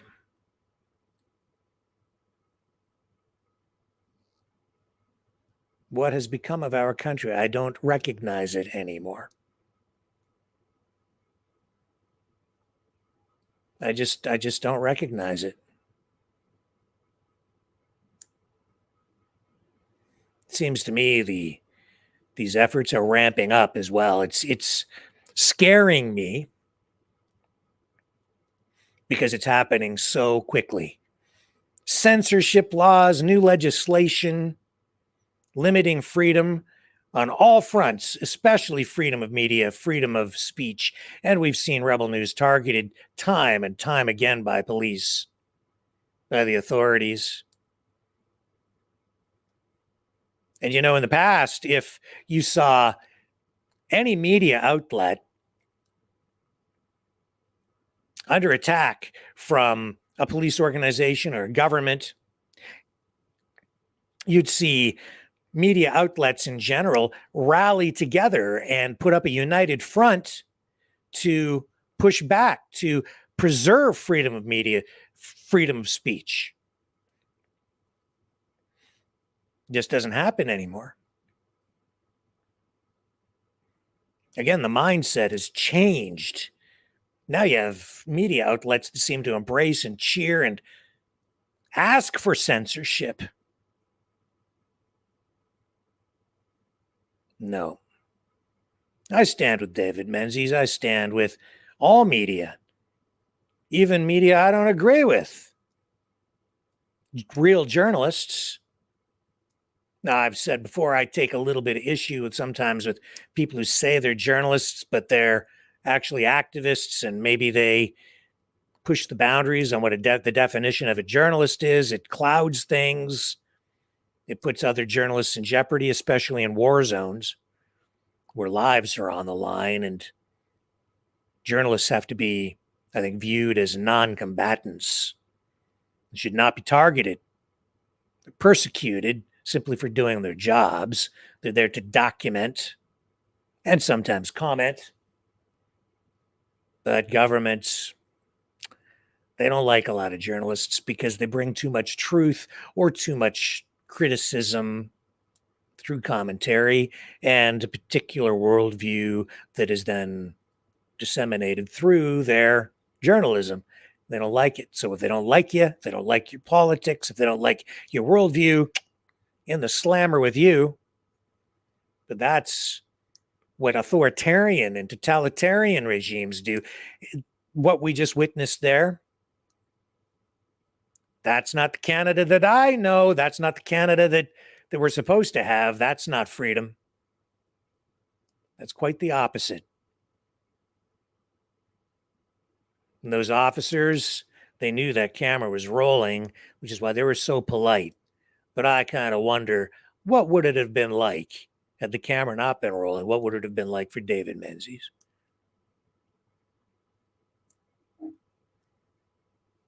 No, this isn't right. And there's no need for that kind of relationship between Rebel News and police. I don't know everything that might have, transpired in the past between that officer and David Menzies. And I know that they had that run in before. What else has happened between them? I have no idea. I just know this. What happened right there? No. I know cops have a lot of tools at their disposal, things they can use to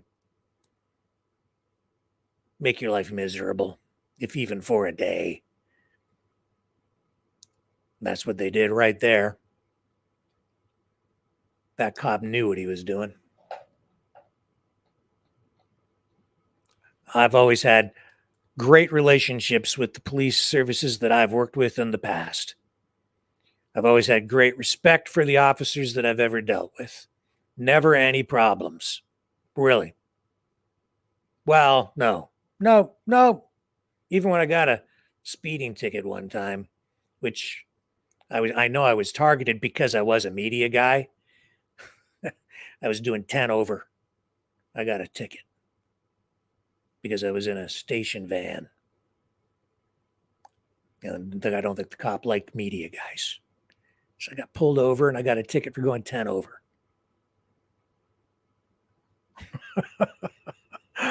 And then the next day I was over at the police station to do a story and they were all laughing at me. But they knew. Other than that, I always had a really good relationship with all the police that I ever dealt with. Great respect for them, especially the OPP. A very professional organization. Local police here.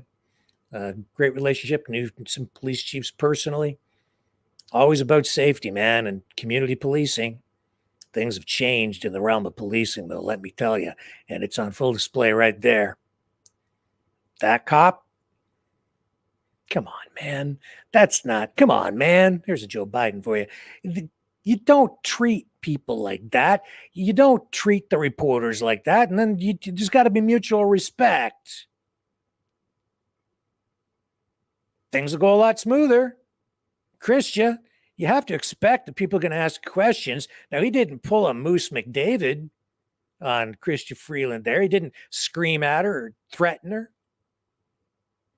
And even then, Mr. Moose, he didn't assault Christian Freeland. If you remember back when he was swearing at her, that goes back over a year, well over a year and a half ago, right?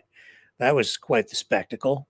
I would never behave like that, ever, with anybody in public, especially when you're trying to interact with someone like that in a professional level. Never would do that myself.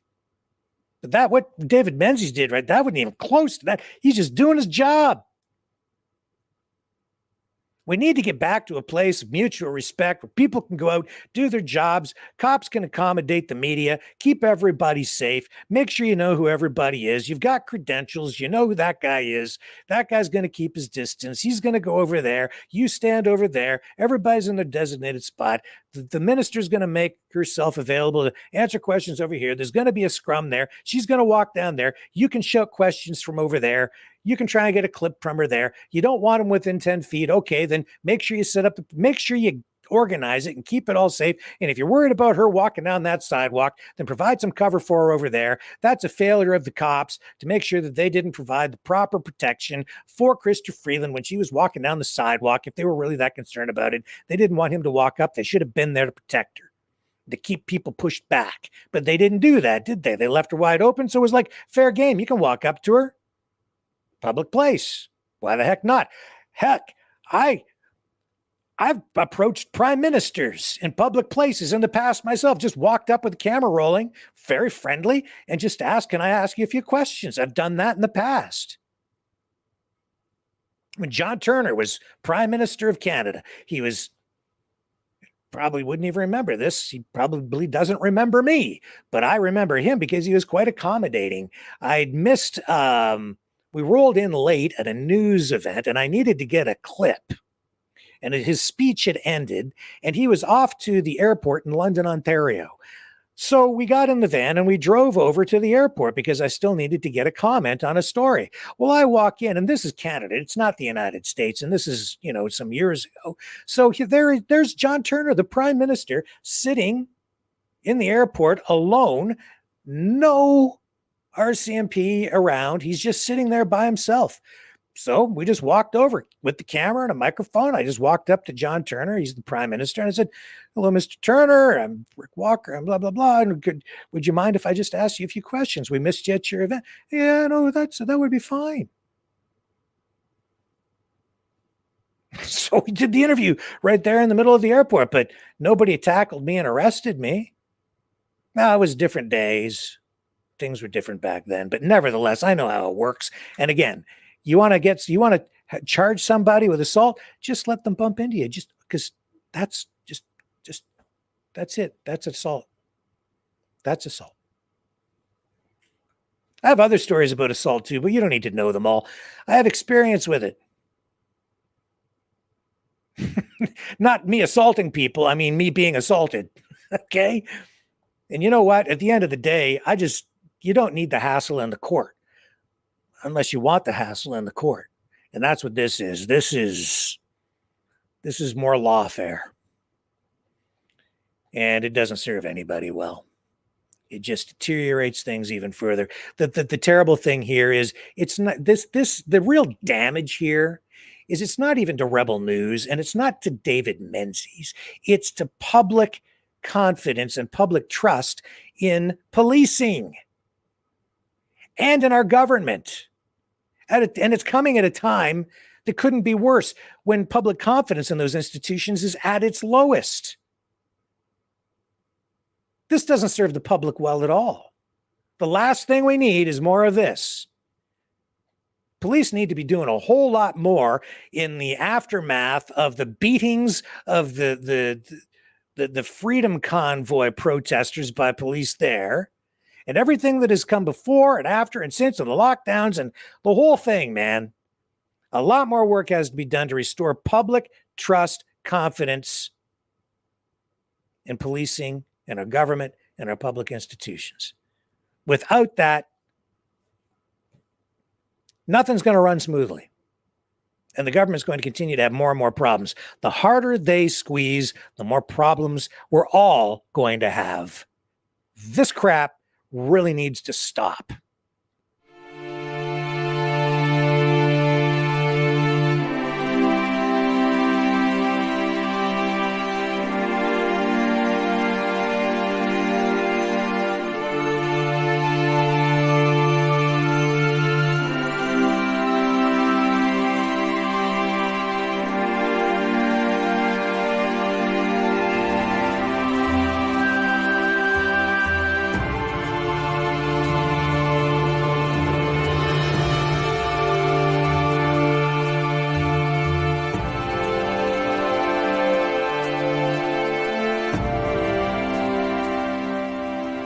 Maverick News. The world is watching.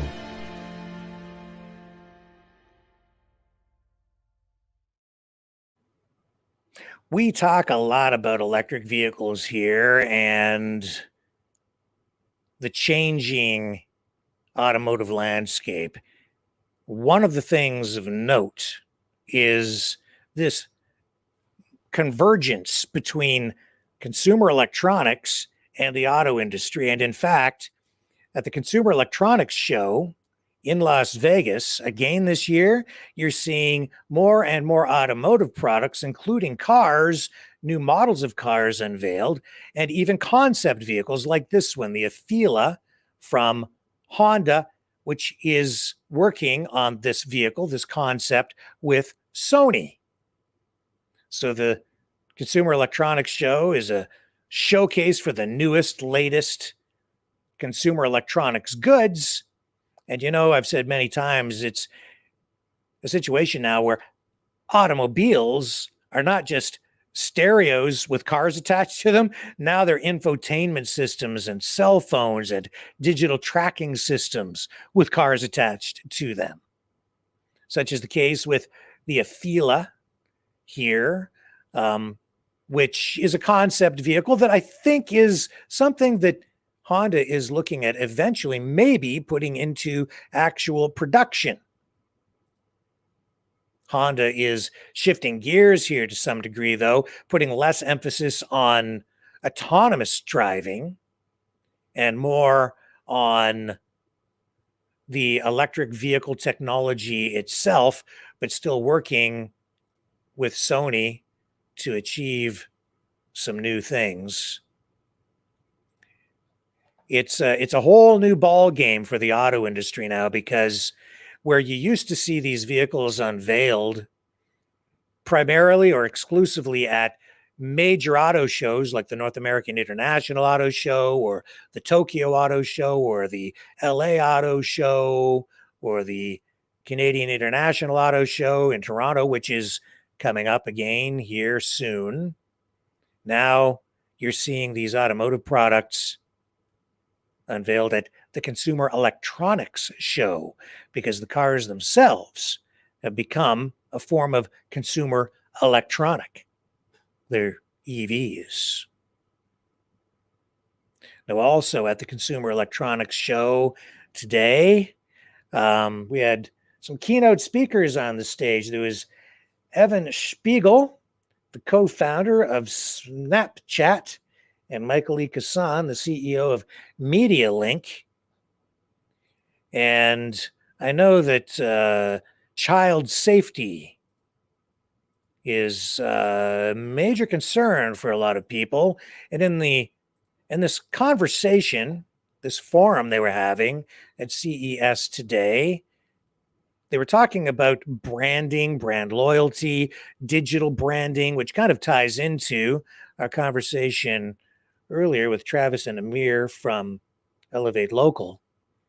But then the conversation kind of took a little bit of a side road, and they started talking about online safety. And I wanted to share this short exchange that they had at CES in Vegas today, because I think online safety is something that is of real concern, especially to parents. And this is something that I guess they're going to be addressing more in some public hearings that are coming up. In every platform's best interest to try to minimize misinformation or hate speech on the platform. And I do think that, and I hear frequently about what all the platforms are doing to advance their efforts there. But I do have to ask about this question of platform safety. And I know there's a big hearing coming up in Washington, D.C. You, Evan, are going to be testifying along with the CEOs of Meta and X and TikTok, and I believe YouTube as well, talking about safety for children and teens. Give us a little bit of a preview of what you're going to be talking about there and why this is an important moment, not just for Snap, but for the whole industry amid growing concerns about what these platforms do to mental health. Yeah, so we now reach more than 75% of 13 to 34-year-olds in over 20 countries. So we feel an enormous sense of responsibility to keep our community safe. And from the very beginning, we've offered privacy by default, meaning you have to choose the people who you communicate with on Snapchat. We proactively scan for harmful content. We offer tools in our Family Center, for example, that allow parents to monitor who their teens are talking to on Snapchat. Without, of course, revealing the contents of all the communication. It gives parents a sense of what their teens are doing and who they're communicating with. And of course, we offer reporting tools and a law enforcement operations team so that we can respond if bad things do happen on our platform. And I think this upcoming hearing is really an opportunity to share the things we're doing to keep our community safe. But also, I think it's a bit of a seatbelt moment for the tech industry, where we all need to work together to encourage all online platforms to implement safety tools to keep people safe online. Michael, how do you see this, having worked with probably every single platform, this question of protecting the users, but also enabling there to be enough communication that it's a growing platform, and sort of ultimately sometimes trade-offs between growth and safety? Again, if you're going to the free speech aspect of it, I think that's where you're going with the question. I think there's a balancing act. I'm certainly a proponent and a believer in free speech, but let me just say the obvious: you can't say fire in this room and have that protected. Okay, so the moderation of that is critical. So I think you have to give credence to that. I'm not sure that answers your question. Well, I guess I was thinking more with this idea of safety for kids and teens. And will advertisers say, I don't want to be on a platform if there's research showing that has negative impact on teens? Yeah, I haven't heard that yet from an advertiser. with any authority at all. So I don't think that will, I mean, if it's shown that there's stuff that's bad for kids, Yeah.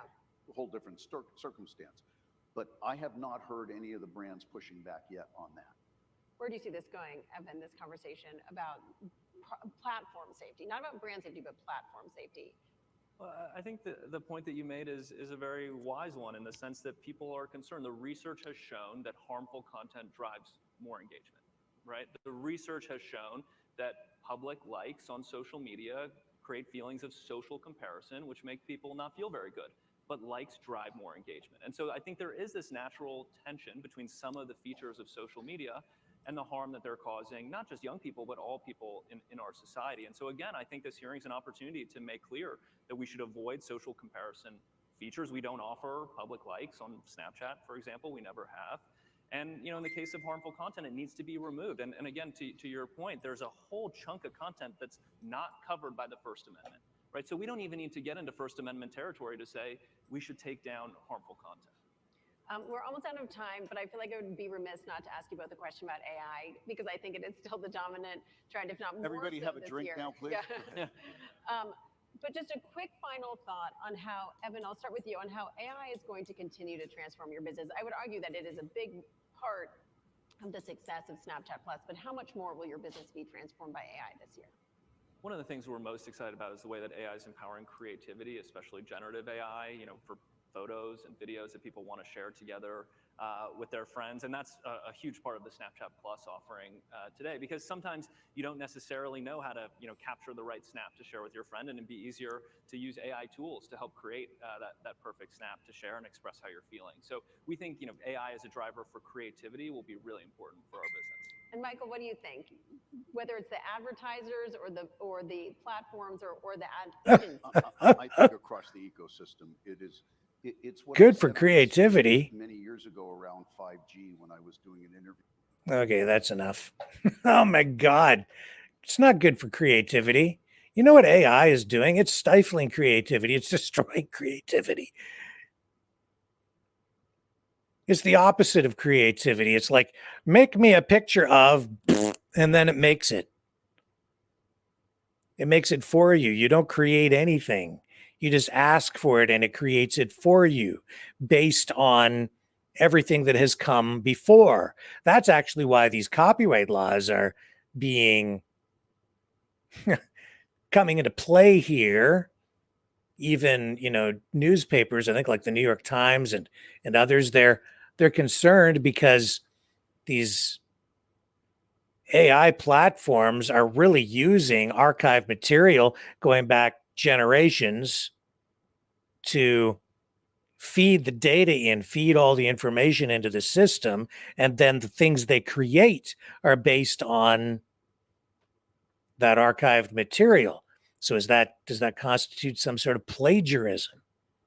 Is it even really truly creativity? I suppose you could say that it is, but I'm afraid that where this is really all going is that, like GPS, I think it sort of dumbs people down. I don't know if you've noticed, but you become more and more dependent on the technology. Back in the day, I would just memorize where I went, and I would use a paper map. That's how old I am. To get from point A to point B, wherever that might be in the world, especially on a long trip. You have a map, but you would sort of remember how to get from place to place to place to place, even if you haven't been there for a while. But now with GPS, I have found that if you're going someplace that you don't frequent all the time, you're just going to turn the GPS on. And when that GPS is on and it takes you to the route, I tend to not remember how I got there because I've just been following the directions of the GPS. Turn left, go 2 kilometers, turn right, go half a kilometer, turn left. But I don't really remember the route so much. I think with AI and creativity and pictures, it's just creating a situation where people will do a whole lot less painting and a whole lot more, typing on a keyboard, just asking for stuff. And over time, people will, I think, lose what will eventually become viewed as old world artistic skills. what place is there in the future for someone who still uses a brush and paint when you can just go, computer, give me a picture? In that way, I don't think the future is looking so bright.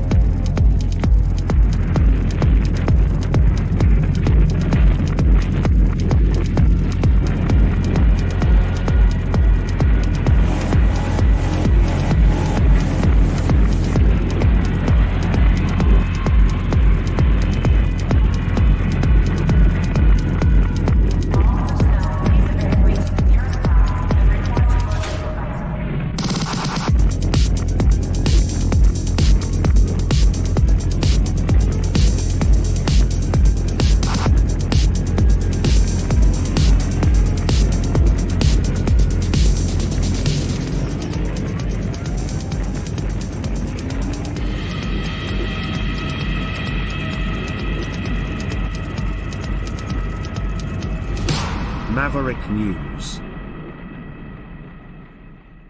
The world is watching.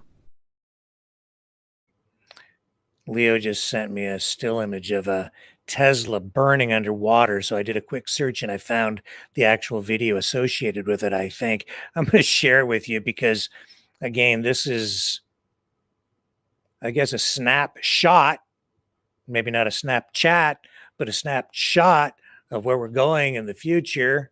Tesla's electric vehicles that roll into the water and then catch fire. Tesla pulling an actual boat into the water, submerged their entire car on fire. Best place to go. Still burning So now in the it's water. Boat and everything on it too.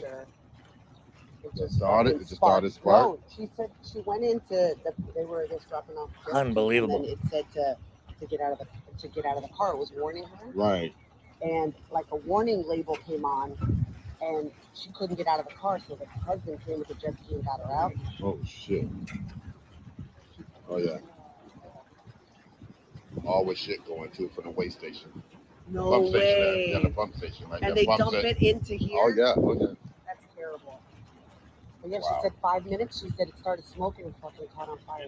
Right. No, there's nothing to blow up. That's insane. We didn't know it would do that. Yeah. We found That's out today. something new. You have to wonder what kind of toxic stuff is getting into the water too.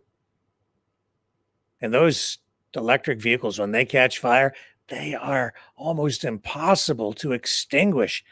I've seen firefighters dig pits, fill them with water, and then tow them or lift them with machinery into the pit full of water in an attempt to put out the fires. Very dangerous stuff.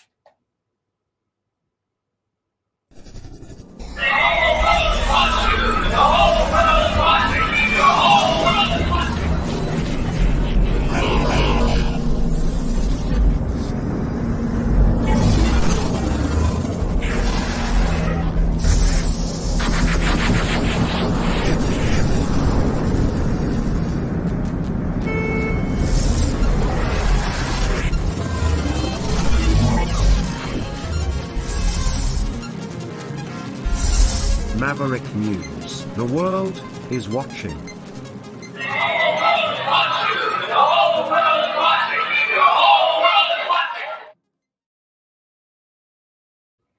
You know, just coming back to the David Menzies thing, I remember back when Justin Trudeau was first running to be elected prime minister. And he did something at the time that caught me off guard because I was not a big fan at the time. But I thought, hey, maybe he's not such a bad guy at the time, because there was a scrum, a media scrum, And there was a journalist who asked him a tough question. And all the liberal supporters around Trudeau, who was still very popular at that time, they all started to heckle the reporter. And Trudeau said, hey, don't. He stopped the crowd and he said he's just doing his job, as I recall. And then he went on and said something to the effect of, anyway, he defended the reporter. And I thought, wow, like at least the guy defends free speech, free media. I'm like, okay, I can respect that. Thank you. But something changed over time. And you saw it on display with what happened there with David Menzies being arrested, really just because he was asking questions of the deputy prime minister. Let's be honest, okay? Hang on, I need to...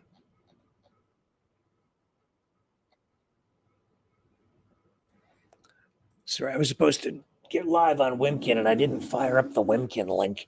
So now the audio is bleeding into my other ear here. We're on all kinds of different platforms, and that one wasn't fired up.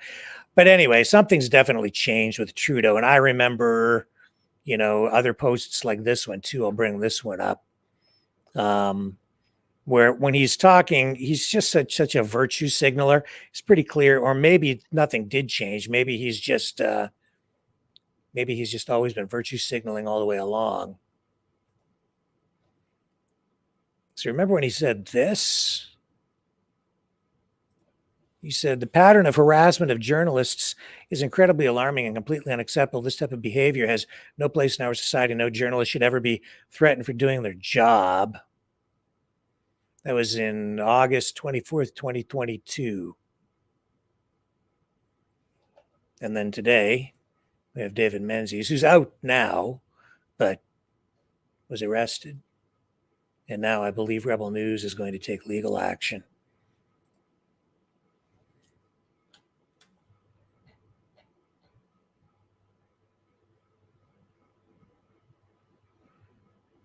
And other pictures from Rebel News, too, where they've been on the front lines.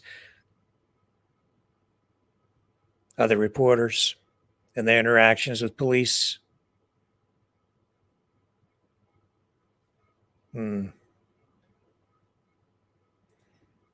But at least there's maybe some hope out there. You've got Pierre Poilievre, leader of the official opposition, Conservative Party of Canada. He posted this in response to the situation with David Menzies. I think he was the first politician to come out and say anything in defense of journalists and Menzies in particular. He says a journalist was arrested for questioning a Liberal minister, and the Parliamentary Press Gallery doesn't say a word. Trudeau has divided media into two groups: those he's bought off with bailouts and those he censors and has arrested. And then there's a petition that you can find on Pierre Poilievre's X account. You can click that. It'll take you to a petition to support a free press. And then someone else posting this old post from Justin Trudeau back in May of 2022, which now seems to ring hollow given what we just witnessed. Putin's decision to expel Canadian media from Moscow is an attempt to silence them from reporting the facts, and it is unacceptable.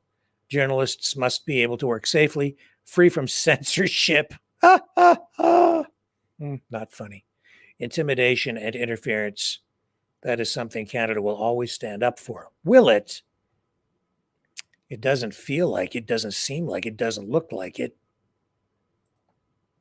Not with JT at the helm. Now with Chrystia Freeland.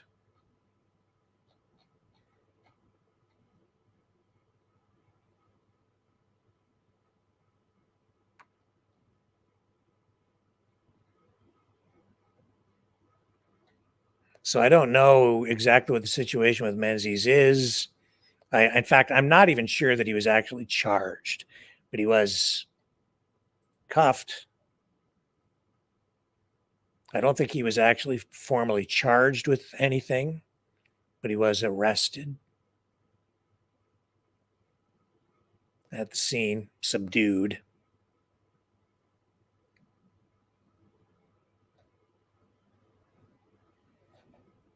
And some people are skeptical, and I'll bring this one up here.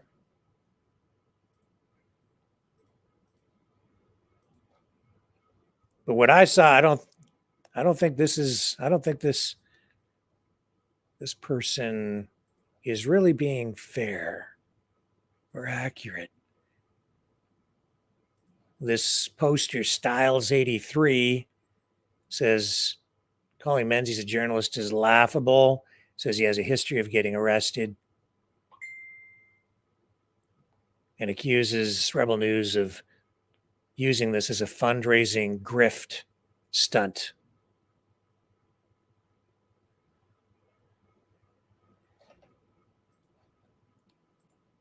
So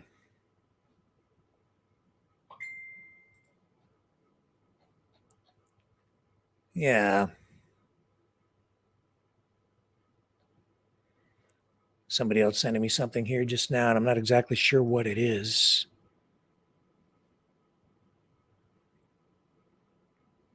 Oh, yeah. Thank you, Leo, for sending me this. Let's take a look at this. This is what your Trudeau's Canada looks like today, and Olivia Chow's Toronto.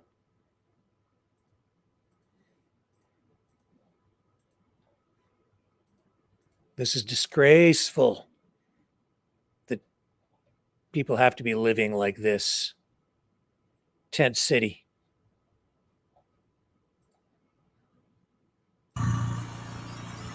Downtown Toronto. January 9th, 1924.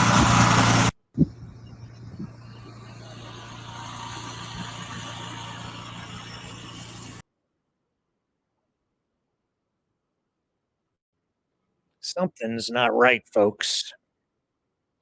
Again, I don't recognize my country. Just not right.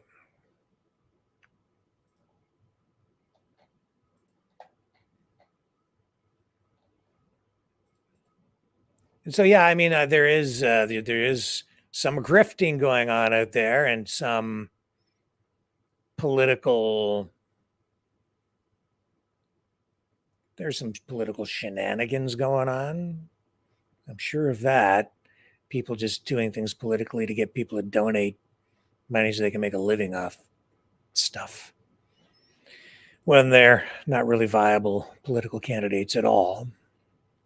But that being said, from what I saw there with that interaction with David Menzies and that officer, he was just doing his thing. He was just doing his job. And there was really no harm, no foul there, until that officer was just smack dab right in the middle of the way.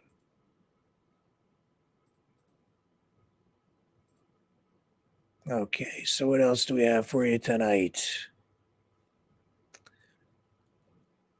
We did the electric car stuff. We have Trudeau saying that the government is actually looking at some way to designate Iran's IRGC as a terrorist organization. This, I think, in response to the pressure being applied by the Conservatives and Pierre Poilievre. He did make that comment at the ceremony yesterday commemorating the victims of Flight PS-752, which was shot down by the IRGC shortly after taking off from Tehran on January 8th, 2020.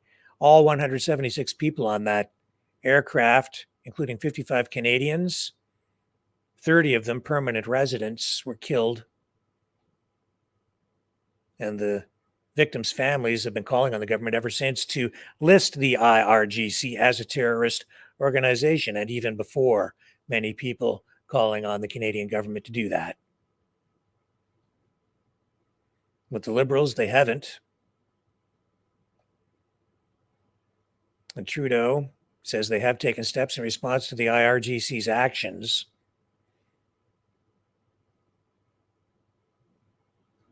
But I think it's really just lip service. They haven't really taken any concrete steps. The government has used the Immigration and Refugee Protection Act to bar high-ranking members of the Iranian regime from coming into Canada.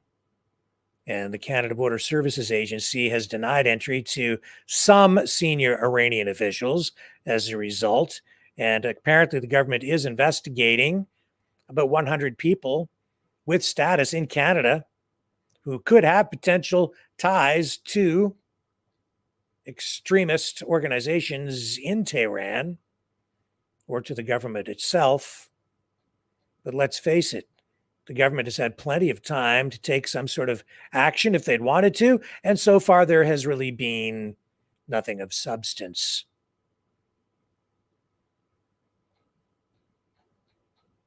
And you saw the response to the question in that regard from David Menzies, with police arresting him at the scene. And I don't know if Ezra Levant being Jewish has anything to do with it or not. But in these days, in the current political environment in Canada, given what's going on in the Middle East and all the protests in the streets and police bringing coffee to pro-Palestinian supporters who are blocking roadways instead of handing out tickets or making arrests or using the new Ontario legislation that gives broad sweeping powers to police to effect arrests and confiscate property and circumvent people's rights for doing just that, for blocking public infrastructure, including roadways, highways, and they did nothing. They brought coffee to the protesters instead.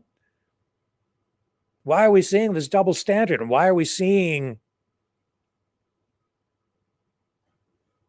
freedom protesters over here being arrested and bank accounts frozen, and this legislation clearly targeted specifically at that group, when over here, these people get a completely different kind of treatment? There should be equal application of the law across the board. And I would say overall, that legislation shouldn't even be in place. Tonight, we are also seeing that Anthony Blinken has his hands full over in the Middle East. He went over to meet with Israeli officials. The U.S. is pushing Israel to scale back its operations in the Gaza Strip. They don't want the conflict there to escalate into a wider war.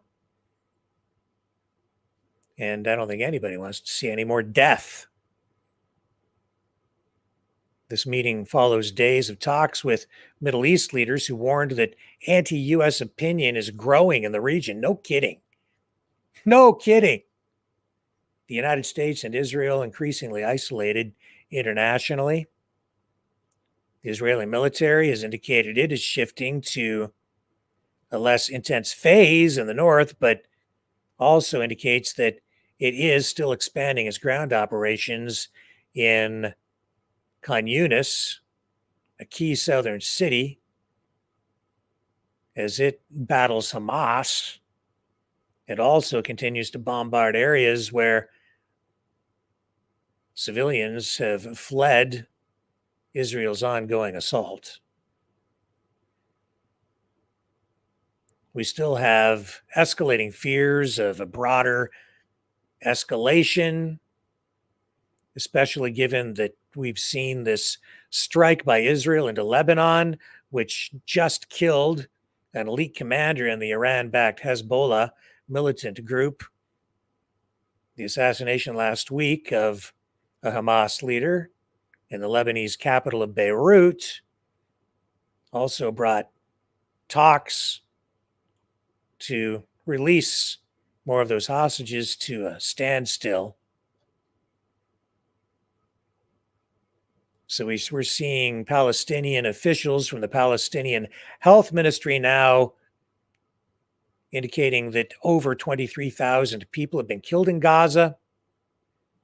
57,000, according to them, have been injured. Thousands more missing, apparently, many presumed dead. Personally, I would say those numbers should be treated softly. They have every incentive to inflate those numbers. And until we get to a place that is less emotional and more fact-based, I would, I just, no question, a lot of people dying, but I don't think there's any way to really know at this point. We'll get a better indication in the future someday. Israeli military officials say at least 185 soldiers have now been killed, in addition to all of the death. You have that too. And of course, it all started back on October 7th when Hamas went into Israel and killed over 1,200 people, civilians, and took 240, approximately 240, 250, 240, 250 people hostage. Many of them still remain in captivity. And that is the situation in the Middle East tonight. Okay, let's take a little break and I'll be right back.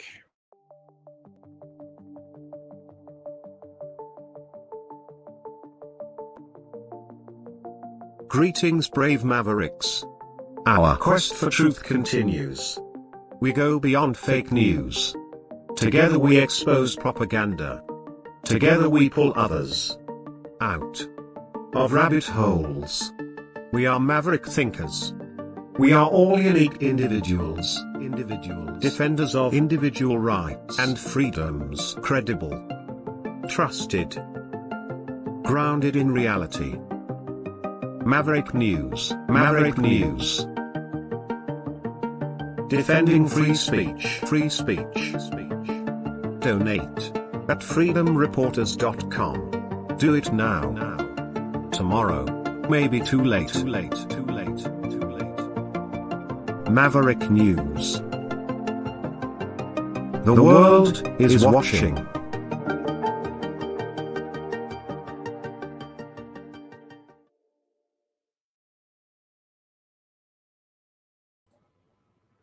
Okay, so let's get the latest from Donald Trump's immunity trial. Lawyers are debating whether Trump can be criminally prosecuted in that 2020 election case. So we have this 3-judge panel of the U.S. Court of Appeals for the District of Columbia Circuit, and they were hearing arguments today. The question being, President Donald Trump's claim that he is immune from prosecution connected to the whole election integrity issue.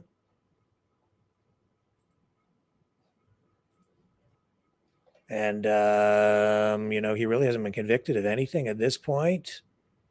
And this question of immunity is front and center now.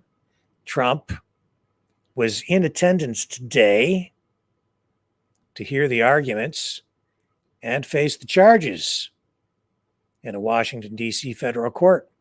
They were filed by special counsel Jack Smith. Trump has entered a plea of not guilty to the 4 charges, which are conspiracy to defraud the U.S., conspiracy to obstruct an official proceeding, obstruction, and conspiracy against the right to vote and to have one's vote counted. Now, Trump contends that his efforts back in 2020 were within his official presidential duties. And he says that he is protected by presidential immunity. Now, these judges, Judge Karen Henderson, was appointed in 1990 by President George H.W. Bush. And then there are a couple of other judges, too. There's Michelle Childs and Florence Pan. They were both appointed by Joe Biden. And you know, Bush, Biden, not friendly to Trump. So these are judges appointed by opponents of Donald Trump's.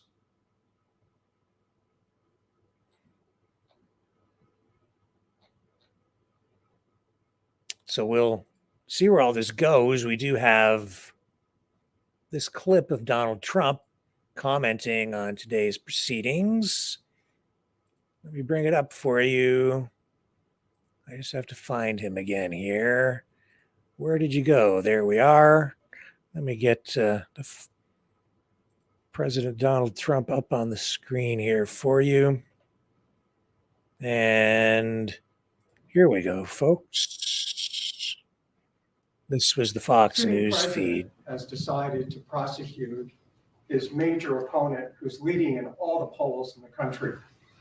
The issues that the court had to deal with today were momentous. Whether or not a president of the United States could be prosecuted for carrying out his responsibilities, doing his job as president. We can't have a country where every 4 years there's a cycle of political recrimination, where one administration attacks a prior administration, when in fact that candidate is leading in the polls and will be the next president of the United States. As our legal team, as our appellate team made clear, that would be a disaster for our country. That would be a direct attack on democracy, and that cannot happen. What was very significant today, and I'm sure you all caught it, is the special counsel conceded that if it was President Obama who was being prosecuted for a drone strike, then they'd have to consider immunity.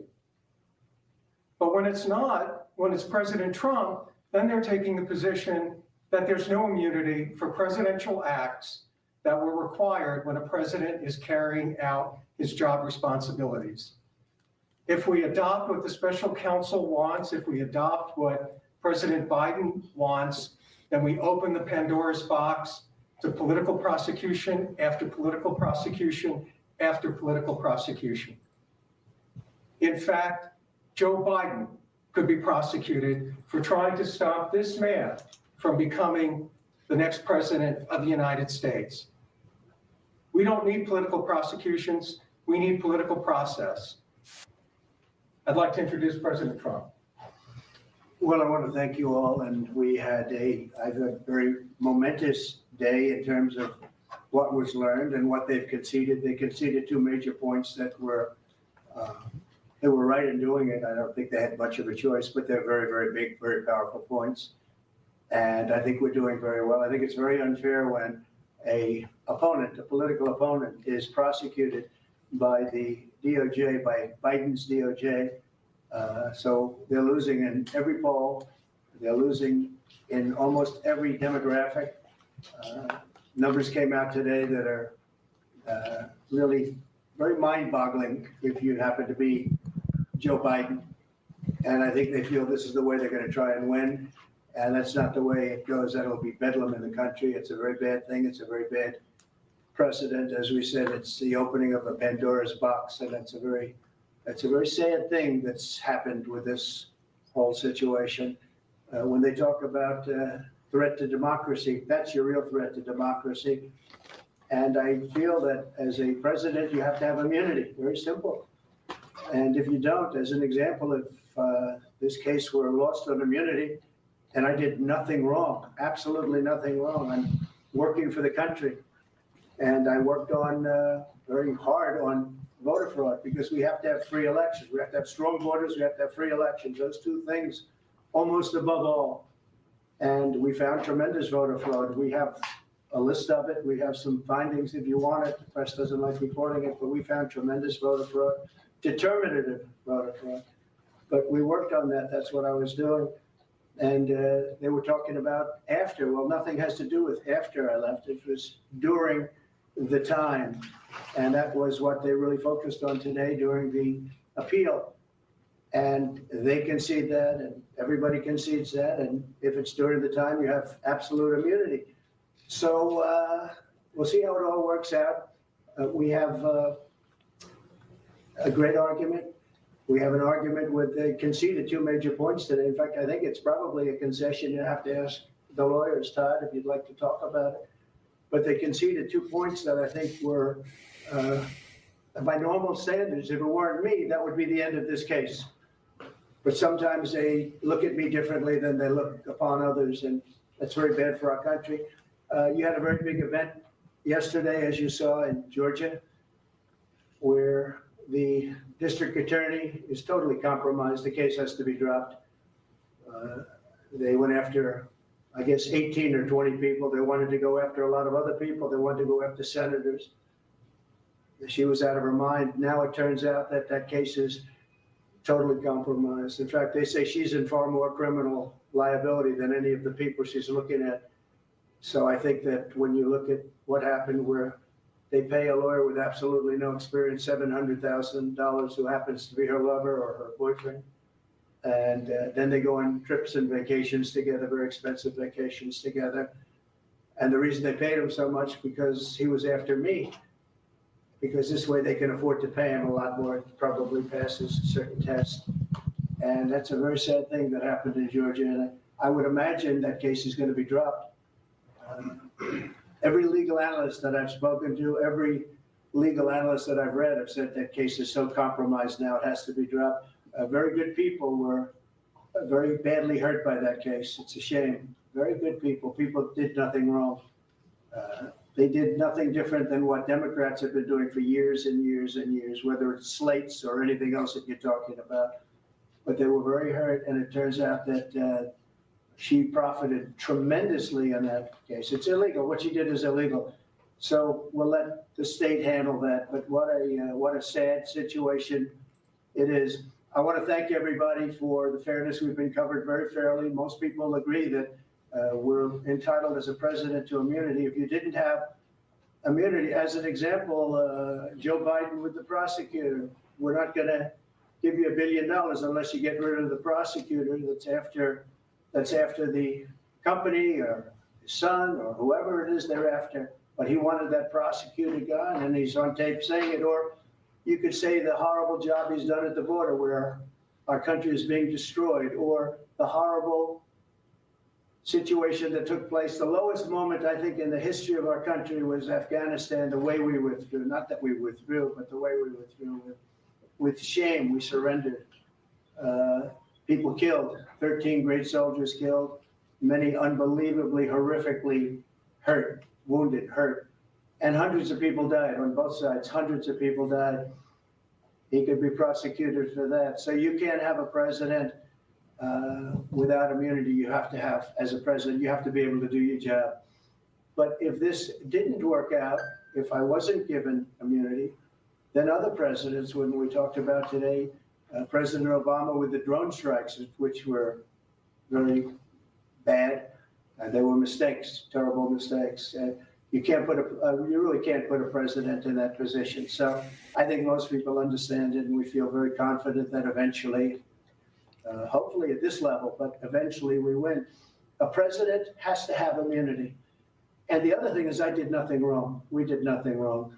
The investigation of the election, which was a rigged election, everybody knows it. And just if you just look at, they didn't use state legislatures. They didn't, they went to the FBI, and you look at FBI and Twitter, the Twitter files with the FBI, all of the horrible things, the FISA court, the signed documents, the lying to Congress, and the stuffing of the ballot boxes, all on tape. Stuffing of ballot boxes, all on tape. Government tape. And most of the information, as you know, we'll give you some of the findings that just came out, but all of that information, as you know, was gotten from mostly government sources, government tapes, government files, and government stats. So it's very sad when something like that happens. You know, you wouldn't have inflation, but much more importantly, you wouldn't have had the Ukraine situation with Russia. You wouldn't have had the attack on Israel. You'd have a much different economy right now. You'd have a great economy, and we would be respected all over the world the way we were just 3 years ago. So I want to thank everybody very much, and we think we had a very good day today. And the concession of these two major points was pretty amazing, and honestly, I'm very glad they did it. I think they did the right thing. Thank you very much. Mr. President, you just used the word. And that's it. Okay. Let me just check my incoming messages. Is somebody trying to send me a hot breaking story?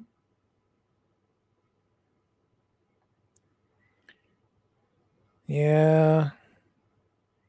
U.S. Coast Guard seizing $11 million worth of cocaine, heroin, and meth off the Gulf of Oman. What else do we have here? Well, that's interesting. Looks like, well, I better check this before I say anything, just to make sure that it's accurate. I don't want to get burned with fake news at all. So another message coming in, but I'll verify before I report. That gets us close to the bottom of the hour.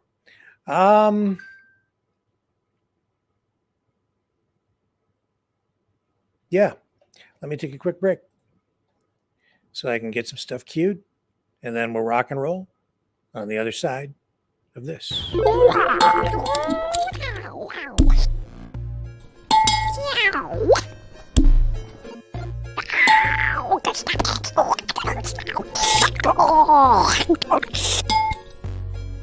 Exile. The Knights of Malta. Maverick News. Join us. The world is watching.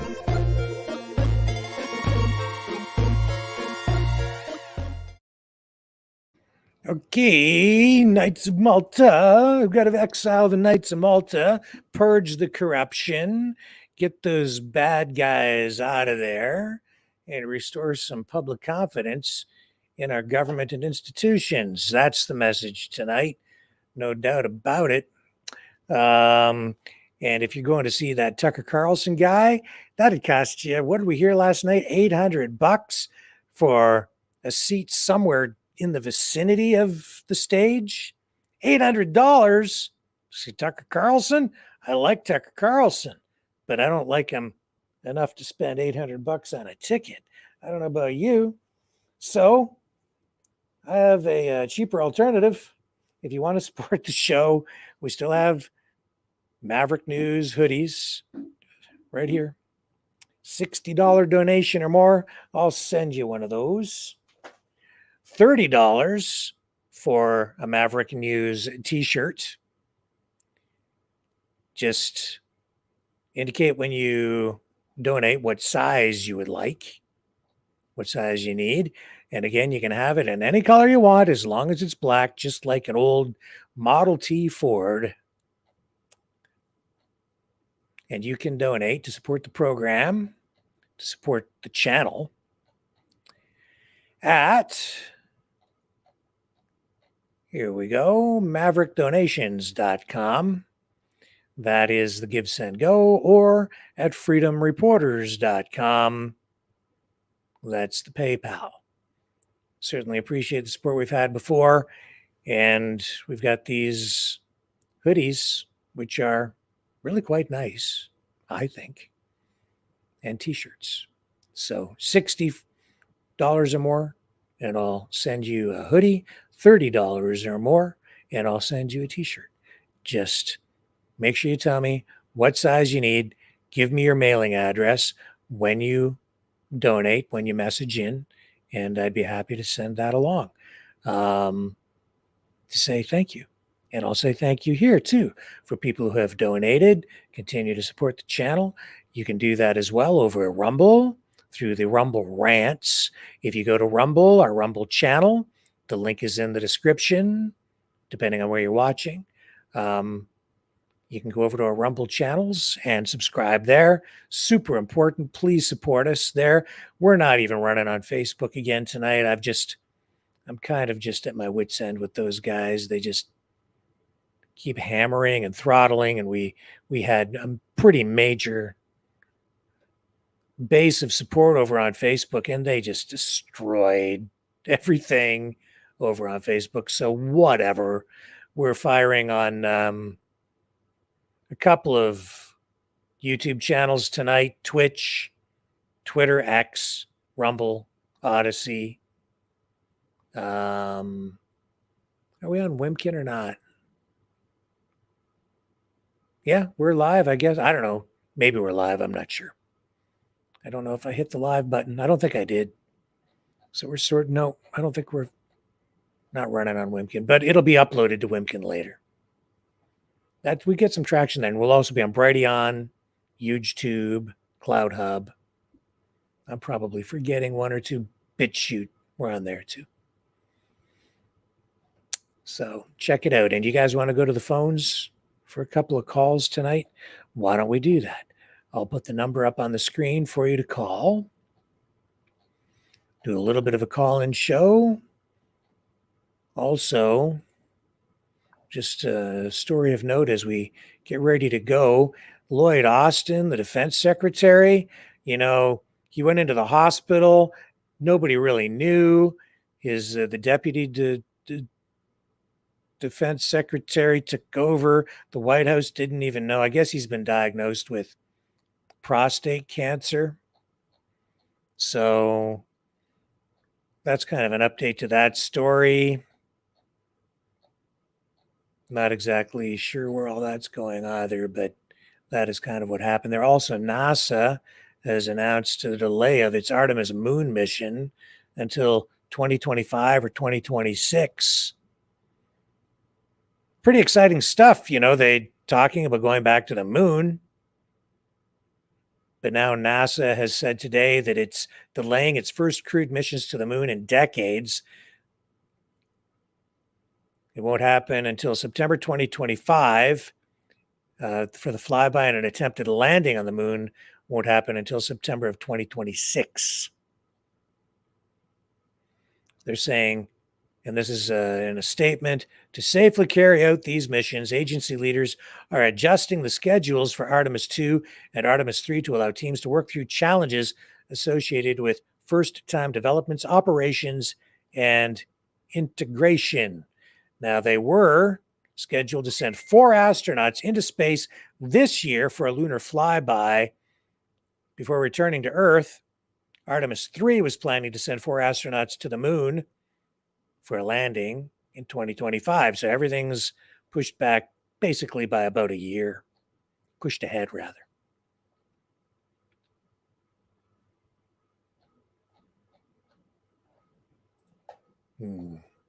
You'd think with the technology and the experience and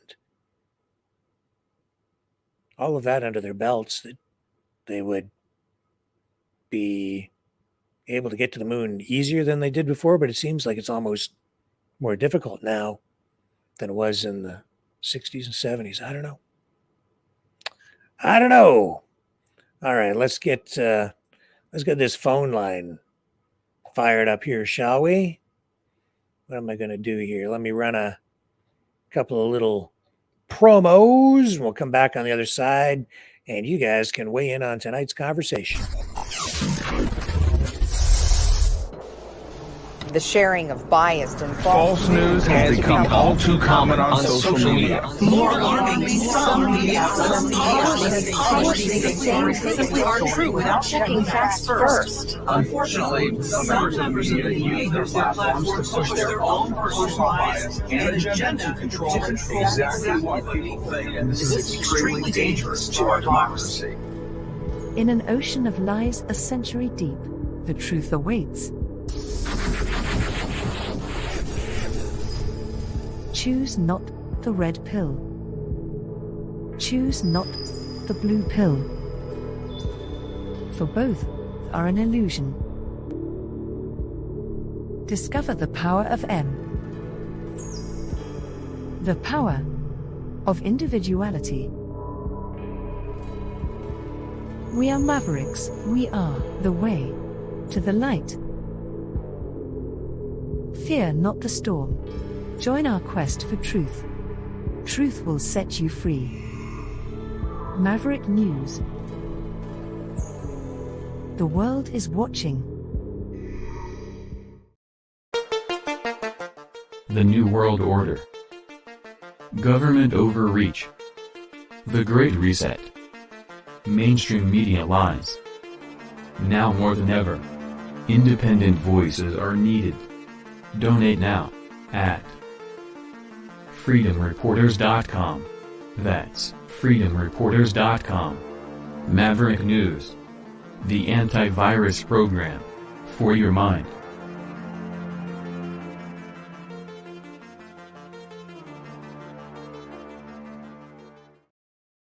Okay, we're back, and the number to call is 1-833-975-3733, 1-833-975-3733. Let's go to our first caller of the night. Go ahead, who's on the line? It's Patricia. Well, hello. How are you tonight? Hi, how are you? Well, I'm okay. What do you think? You look fantastic. You always look so fantastic. Oh, really? I've got you fooled. Got you fooled. Your wife is a lucky lady. Oh, really? No, it's the other way around. Yeah. Actually, she puts up with me. Oh, and how's your puppy doing? You always take him on for a walk. I haven't seen one of those in a while. I want to see one. Yeah, I was thinking of making a new one because he's the most, he misbehaves more than any dog on the planet. And I think we need to see that. You need to see how I walk him. It's like how to not train your dog for a walk. That will be. But he's so sweet. He's so sweet. Yeah. I love him. Yeah. Well, what I wanted to know in the pouring rain today. Oh yeah. Yeah, it's been terrible. No, you did not. Oh yeah, I have to. Oh. I got soaked like 3 times already, and I'll be going back out shortly. But anyway, you go ahead. What do you? You know, Rick, I really never thought of it. I really never thought of that because I have 2 birds and they're named Bonnie and Clyde, so they're just 2 budgies, eh? Yeah. And so I don't have to walk them or anything. Budgies are awesome too. They have great personalities, and so they come out they're beautiful. The one Bonnie comes out on my shoulder, and she's allowed for a little bit because I don't want poop. But Clyde, oh no, he'll never come out. He's a chicken, even though he's a budgie. But so my question was, how do you think we can get Trudeau out? Like, what's our best? How do we do it? I just think the next election is going to come along and he's going to be gone. I mean, he could linger as the opposition leader. I don't think he'll be reelected. I think his days are numbered. I think if he loses, there will be pressure for him to step down. But he's still young, right? So he could come back. Right, but when is our next election? How do we go about getting that sooner.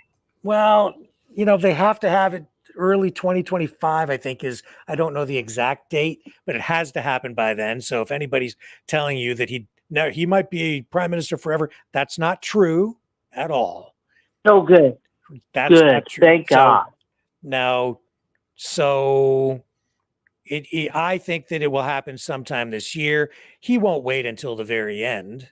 Right. Some people are saying spring. I think fall. But this year? Probably sometime this year, you'll have an election called. And yay! Oh, that would be great.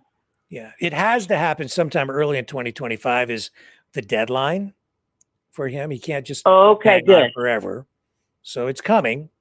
And then we just work to hold the politicians accountable, focus on the issues, and you know what, Rick? We're gonna get through this. Then we're gonna get through it. Yeah. I mean, a lot of us are struggling, and you wouldn't know it, but I see everything around here. I mean, I have a cleaning company, and it's just half my taxes are going to the government, and then the people around me, they're senior citizens, they can't even eat. I'm giving them food. Yeah. The food bank's running out. Yeah. It's absolutely horrendous. It is. I just don't know, but I appreciate you letting me call in. And I hope so happy that you did. I'm really hoping that we can get beyond this. It's just, I'm a dual citizen, so I go to Michigan, and this is probably off subject. I'm so sorry about that, but I go down there and I see my sons and my grandchildren, and I go down there for a week. There's not one mask, none. And I said, "How come there's no masks in this?" And they said, "Oh, the Canadians wear masks, but we don't." Mm-hmm. Do you see what I mean? Like there's a whole different ideology. Yeah, totally different And mindset. then I said, and we all talked about the taboo subject about going and getting let's call it a sucker. Mm-hmm. No, nobody got the sucker. No. Nobody wanted the Kool-Aid injection? No, none of them. Yeah. And my son, I'm so grateful that my son and my daughter-in-law and my other son and my grandkids, no, not allowed. And actually they were saying, and people, the whole community were telling everybody else, if you get it, don't come here. Yeah, so it was a different kind of mindset than we have here, where the mindset was, yes, you have to or you're not coming here. Yeah. So you understand the difference of coming there from here. So, and this was only over this Christmas. I go over there, I go in the store, there's nobody with masks, there's nobody. It's really strange. And everybody, even in Michigan, everybody I know, and I know a lot of people, and I go down there, and there was a huge party because I went down there, and everybody hasn't seen me for, 20 years, really. Mm-hmm. They love Trump, and they want Trudeau out and to take over Canada. I mean, it's wild. Yeah. They're like, we should have Canada too because Canada loves Trump. And I'm like, I don't know what to say, but I agree. But is Trump another, something we had our hearts set on that would save us? Or is Trump another one of the fake things that you would set your heart on that would save us? Well, I don't think any know? one politician is going to save us. I think that it has to be a public opinion thing more than anything else. The politicians are reactive. They respond to the public. People think that our vote doesn't count. People think that what we think and what we want doesn't matter, but it's not true. Look at how much time and money and effort they put into, molding public opinion. It matters immensely. So if we focus on truth and focus on winning hearts and minds, that is what will bring about ultimate change, because the politicians will eventually respond to public opinion. The problem is you have too many people who just comply and go along and accept what they're told and believe it. Oh my gosh, Rick, this has been the best conversation ever, and I want to wish you a Merry Christmas, Happy New Year, and all that. I mean, it really has. It's made me feel better to hear your rendition of it, because otherwise you hear garbage. Well, there are a lot of good people fighting out there for a better country and a better tomorrow, and we owe it to our kids to do that, right? So that's what we're all doing here, all in our own way, contributing. And we'll get there. We'll get it back. And thank God for Rick Walker. Oh, well, thank God for you. Thank you for calling in tonight. And and say hello to your budgies for me. I love budgies. I love Bonnie, Clyde. Say hi to Rick. I can hear him in the background. Thanks, Rick. All right, you have a great night. They're Thank you. so sweet. I love them. Thank you. All right, take care. Okay, who's up next? Who do we have now? You know who you have now, mister. I do, Mr. Mouth of the South. How are you tonight, Leo? I'm the guy with no plan, as usual, and the master of all your disasters. The only way Trudeau's coming back is if he's transgender, blackface, whatever. Okay, he's done. Just a matter of time. He's riding it out, getting the free vacations because he's a scumbag. As for David Menzies, what do you think? You look at that video. Well, I'll tell you, if the cameras weren't rolling and that was in the back alley somewhere, David Menzies was getting knuckled out, period. That cop should be tested for drugs, okay? Roid rage, for starters, and steroids are illegal, but 3/4 of these police are on it, okay? And you look at this guy, just look at that video. The look on his face, you could just see it like, what a scumbag. How old's David Menzies? 70 years old? Oh, man, he's like me, ancient. Don't tell him I said that. Rick, you're not that ancient, but I'll tell you, by the looks of Menzies, okay, that cop's my age, maybe at the most 50. I'm 53, so I'd say he's my age, and he wants to pull the heavy like he did on an old man like that. That's just fucking disgusting. Yeah. Stupid. And we wonder why we don't have any trust in our police forces.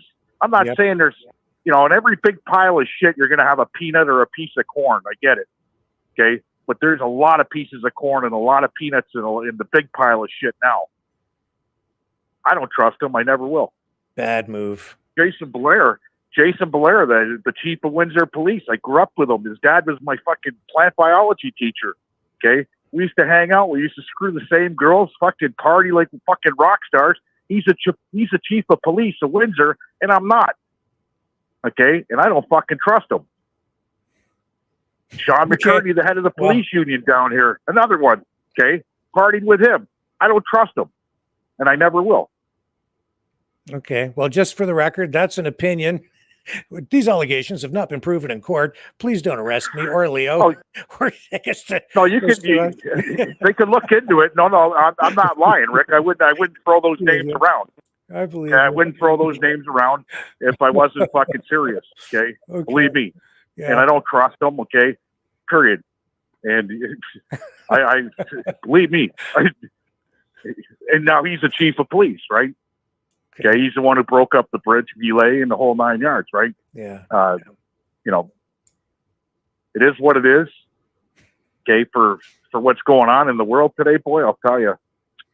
You know, all I know is if Trump's inheriting something just like Pierre Poilievre, the U.S. debt's at $34 trillion and counting, folks, and it's $1 million a minute in fucking interest. Look it up on your screen. It's running. It's ticking. Yeah. Yeah. Okay. Watch how fast those numbers move, Rick. I'm like, wow. I'm talking $1 million, probably $1 million every 30 seconds. Yeah. It's, we're at a record level of debt and we can't afford it. I don't know that we'll never pay it back. Never be able to pay it. And once people figure that out in other countries where we owe money, we've got a big problem on our hands. And I think maybe that's kind of why we're seeing so much unrest in the world right now. That's part of it. Yeah. Yeah, it's sickening, right? So the next governments that come in are going to inherit this, okay? Yeah. And we're going to be stuck with it some way, somehow. We got to pay it off. We got to beg, borrow, cheat, beat, steal, do whatever we got to do, right? And it's going to come to that. When you look at, I got liberalized last night, almost till about 4 a.m. I watched YouTube, I watched Netflix, and the show was called "You Are What You Eat." Okay, and they took Stanford University did an experiment on identical twins. They used identical twins, and they made one a vegan and the other one meat eater. Okay, and this went on for 6 weeks, and they did the blood stool samples just to show people, okay, what happens to your body with no meat, this and that, right? And when I woke up this morning, I almost became a vegan. Almost. Not happening.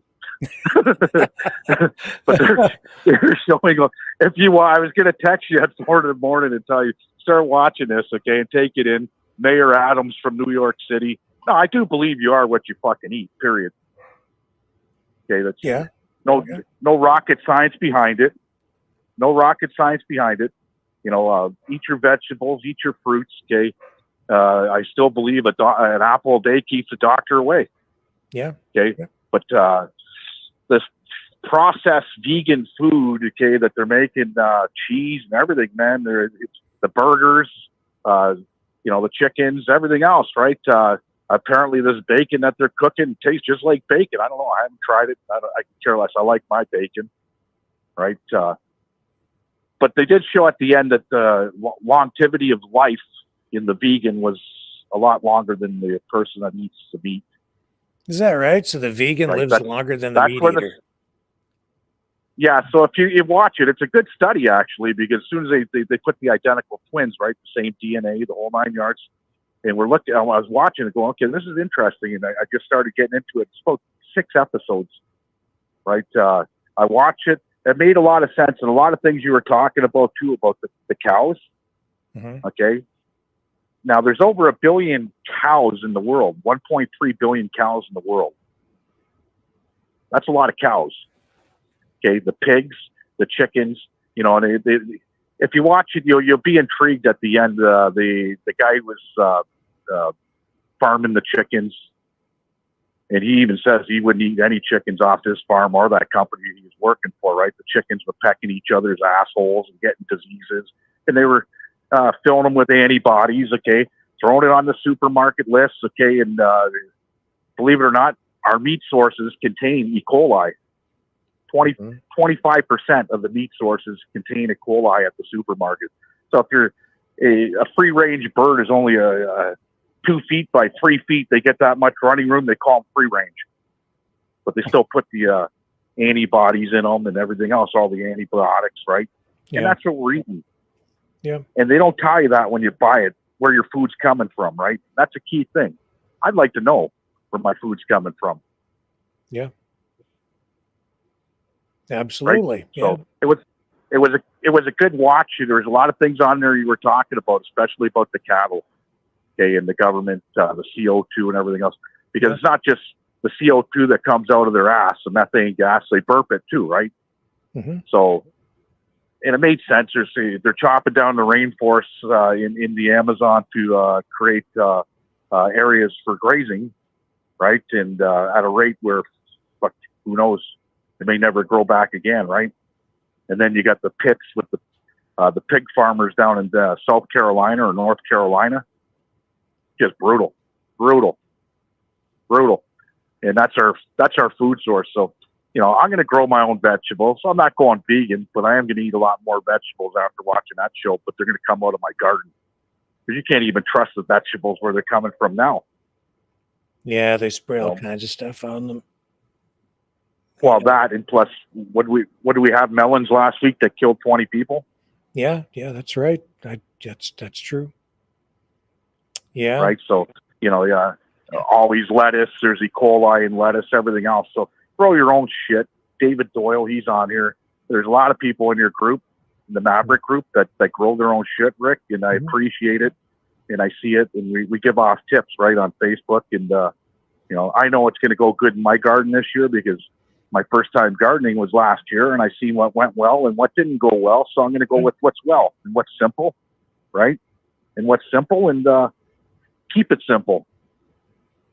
Yeah, that's good. You know like what? My phone call. Oh, you want to let's unsimplify it for a moment. You know what is just really creeps me out is, did you know me? Yeah, well,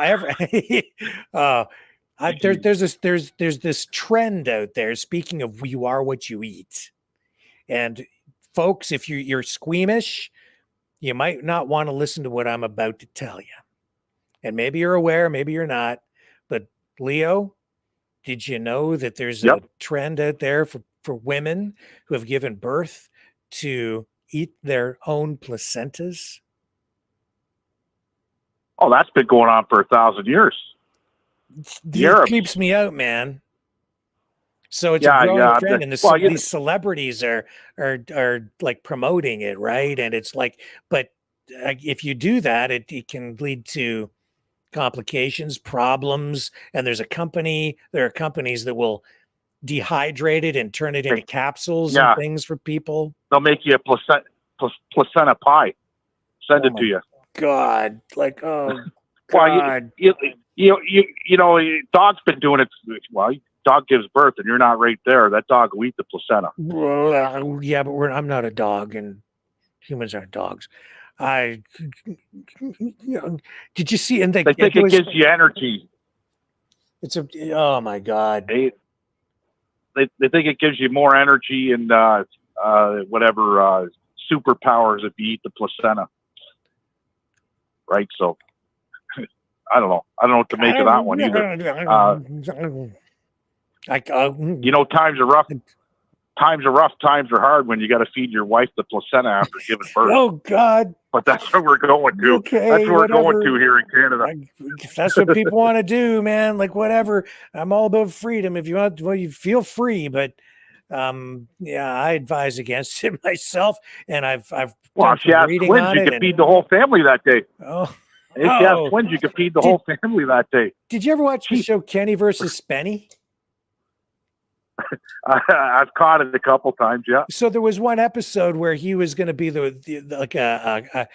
he was going to be a real cannibal. So he ordered a placenta online and had it delivered, and then he fried it and ate it.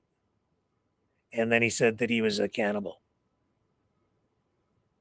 True story. Wow, true. It was on TV, man. I've been to pig roast, and they cook the whole pig, and I've eaten the fucking pig nuts for money because I'm that type of guy. I'll do anything for a fuck. I've heard of people, Some guy said, "What?" Some guy asked me, he said, "What does it taste like?" I said, "Sometimes you feel like a nut, sometimes you want to. I'm good. Give my $100." Oh man, it was cooked. But you look at China. Okay, look what they eat over there. You look at anywhere in Southeast Asia. I got a friend who's Vietnamese. I said, well, what was it like eating over there? He said, we eat everything, Leo, everything. I said, what do you mean everything? So we go in the gardens, we go into the jungles, we'll kill a tiger, we eat a tiger. Mm-hmm. They drink that tiger blood or whatever, right? Snakes, you name it. They go into the Mekong Delta, fucking snakes 40 feet long, right? Prehistoric snakes. They kill them. They eat them. The fish. I'm like, wow. When I was a kid, very young, I would be like 13, 14. I worked at a Chinese food restaurant, and it was like a fancy fine dining kind of a Chinese food restaurant. Back in the kitchen, everybody worked there was Chinese, except me. So you go back there. I was a busboy, right, with a couple of other young guys. We weren't Chinese. Everybody else was Chinese. And I'll tell you, the food that those guys ate was not the Chinese food that they served up front. They were eating all kinds of weird stuff. A lot of it I never really knew what it was. But they all kinds of different I don't mind the rice, the noodles. I don't mind the rice, the noodles. But when I got to guess what that meat is, I'm not touching it. When it looks like medical waste, I don't want it. Yeah. Right. And that's our food chain for us, right? Everybody, what you think you're buying in the supermarket's not what you think. Okay. And you're spending your hard earned money on it. And, it was funny. I told my wife I'm going vegan. She goes, you know how much money that's going to cost? You think our grocery bill's high now? I told her, make your own tofu. Learn how to do it. She started laughing. I'll grow my own soybeans in the backyard. Yeah. Right. But you are what you eat. I do believe that, right? I'm not saying I'm going to give up steak or chicken. That's not going to happen. But I'd like to know where it's coming from. I hear you. Right? I hear you. So all you guys out there here on Maverick, I got a nice little one-on-one yard stream with Dean Ryan at 10 o'clock. He wants to talk to me about something. I think his ratings went through the fucking bottomed out. I guess he said something on his show about he can't stand Canadians or something. That's what Dee was saying, right? So he must have been joking because he had a Canadian guest on his show the next day. So just by saying that and whatever, right, I'm going to clear up some things for everybody on Maverick that watches Dean at 10 o'clock p.m. on Wednesdays, right? So I think that's why he wants to talk to me. Thinks he was getting trolled because, 100 people would slide over from your show over to his show, from Shadow's show over to his show, right? So, and his ratings went up. And then all of a sudden, Susie made that comment, the ratings went in the toilet. Right. So that's what I'm going to do tonight. Okay. Well, always a pleasure, Rick. Now everybody knows where you'll be in an hour, over at 10 o'clock. In an hour. Yeah. Yes, sir. Okay, sir. Okay. Have a good day. Thanks. Yeah. Bye-bye. And go ahead. You're on the air. Hello? Hello. Hello. It's Dom Palm. Hello. Welcome back. How are you this evening? Well, I knew Leo ate balls, but I didn't think he ate those kind of balls. Well, at least he didn't. God. He doesn't. At least he doesn't suck them. He eats them because he's a real man. Ugh.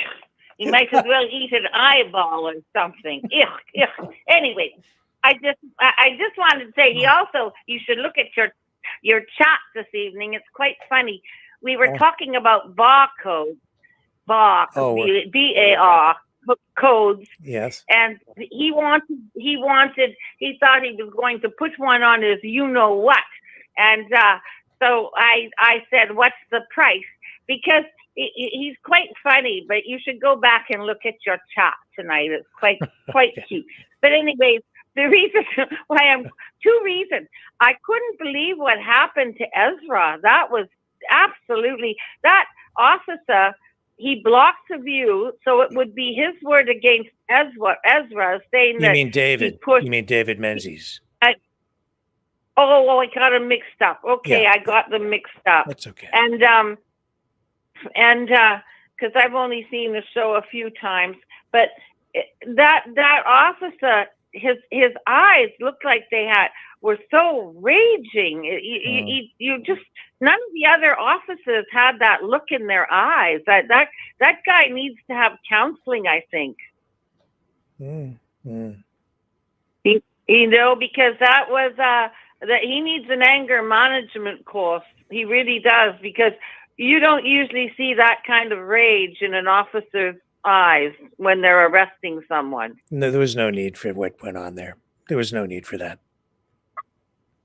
I thought he was going to be foaming at the. I thought he was going to be foaming at the mouth soon. You know, I mean, he was acting like those, those brown shirts in Nazi Germany. If you ever watch documentaries on what they were like. Yeah. Unbelievable.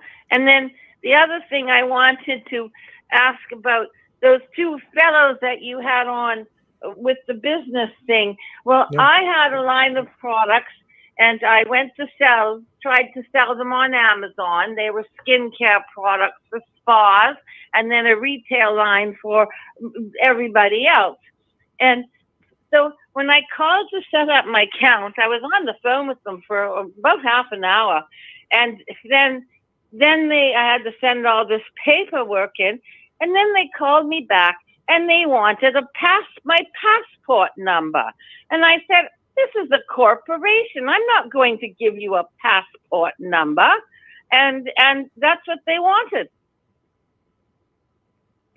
And they also wanted, and I said, and this is in the United States. Why would I give a United States company my passport number? I don't know. They do ask for some pretty personal stuff sometimes, some of these companies, for identification. It seems somewhat inappropriate and over the top often. I have a business number, or had one. All they had to do was look that up. I had the GST numbers and all those sorts of things because I was selling wholesale, so I had to have a GST number. But I wanted to sell retail too, so I was about to get all that stuff that I needed to do that. You have to get different numbers. But anyways, and then they also wanted barcodes. Now, if these fellows want to be successful, they should let products be sold that don't have barcodes. There is a way that they can do that and monitor it through a proper accounting system. But, if they accept things by case lots, they don't need to have barcodes on them. There's a lot of home businesses that make soaps and things like that, and they don't like this barcode thing. Mm-hmm. Mm-hmm. Well, you don't. I mean, if you go into a lot of little stores, they don't have a lot of barcodes on their products. All these little stores, some of them that sell toiletries and candles and things like that. And so I hope they don't. If they're listening, I hope they don't demand barcodes. So that's what I wanted to say. Well, I don't think that they're managing the products for people anyways. I don't think that on their end barcodes are going to be a prerequisite for listing a business or having you list your product on the site through your website. I think that would be up to the individual business owner, but that's just my take on it.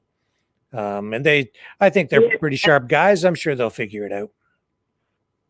Yeah. And I hope that they take, I don't have a credit card because my credit rating went kaput in the beginning of COVID because I lost my, all my customers when everything got shut down. And so I can only do email transfers. So maybe I hope they'll accept that. Yeah. To get going again. Yeah, but, they did. They certainly did indicate that they would accept e-transfers. So that's a big part of the way they're going to be conducting business over there, from what I understand. But again, it's the transactions will be between the individual businesses that are listed and the customers, and then a percentage goes, I guess, to the platform to cover their costs. And now, do they help you out with a good website deal? Do they handle websites? I think that's the idea, is that you sort of get a page and an integrated website within their website, so that you have so that it's like your own business within their platform, if I'm understanding it correctly. So, but then But then they set up the shopping cart, do they? Well, I think it's set up so that you can do it no. yourself, but I'm not sure. You'll have to go over to their site and check it out and navigate your way through. But they're saying you can do it in pretty short order. So yeah, I would just anybody interested, you know where to go. I mean, it's not my business. I'm not in partnership with them. I don't have any advertising with them. I don't get anything from them.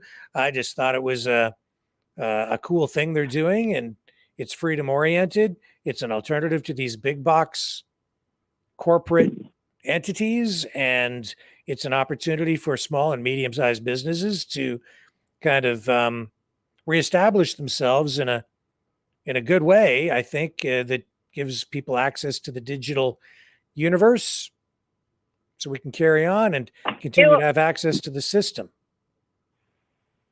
Oh, I think so too. I think it's an excellent. I'm so pleased that you had them on. I missed the first part of the show, so I'll go back and watch that, and then I'll give them a call. Sure. Now, that's great. So, what else is new? Happy New Year to you again. I think I said that before, but this CBDC thing. Ew, I don't like that. I hope that doesn't come in. Well, it's eventually going to come in. I just hope that they don't completely get rid of paper money. They could have both, but that I think is inevitable in a digital age. They're pushing for it. I think it's going to happen one way or another. We just have to find ways to cope and protect our privacy and insist on privacy legislation and just roll with the punches as we move into this new digital age. So that means they'll get rid of all cash? Don't know. I hope not. I think they'd like to. It's expensive for them. They can't track it. It's I think for them, cash is a way for people to conduct transactions without being subjected to taxation. That's why they want cash gone, and they want everything digital, because they'll be able to tax every single transaction made from the moment it's made to the moment it's last spent. And as if they don't get enough. Yeah. As if they don't get enough tax already. I mean, it's just. I wonder what the tax deadline date is.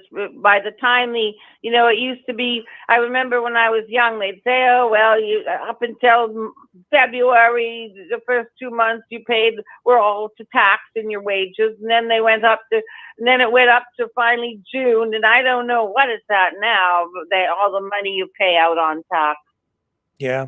Well, the great thing about cash is you can go to a yard sale and buy something, and that's just between you and the person you're making the deal with. You can make, and I think that ultimately, when it comes to buying and selling things, it should be like that. I don't agree with all of the taxes that people pay at every level. Government taxes, everything all the way down the line. We're paying tax on tax on tax on tax. It is ridiculous. People, when you sit and think about it, I think overall we probably spend more than 50-60%, probably, maybe more, that goes back to the government in taxation in some way, from income tax to sales. You spend it when you make it, spend it when you spend it, spend it if you hold it, or they tax you. Like I'm just saying that they tax you when you make it on your income tax, tax you when you spend it on your sales tax, tax you on your tax this. You buy that's a tax.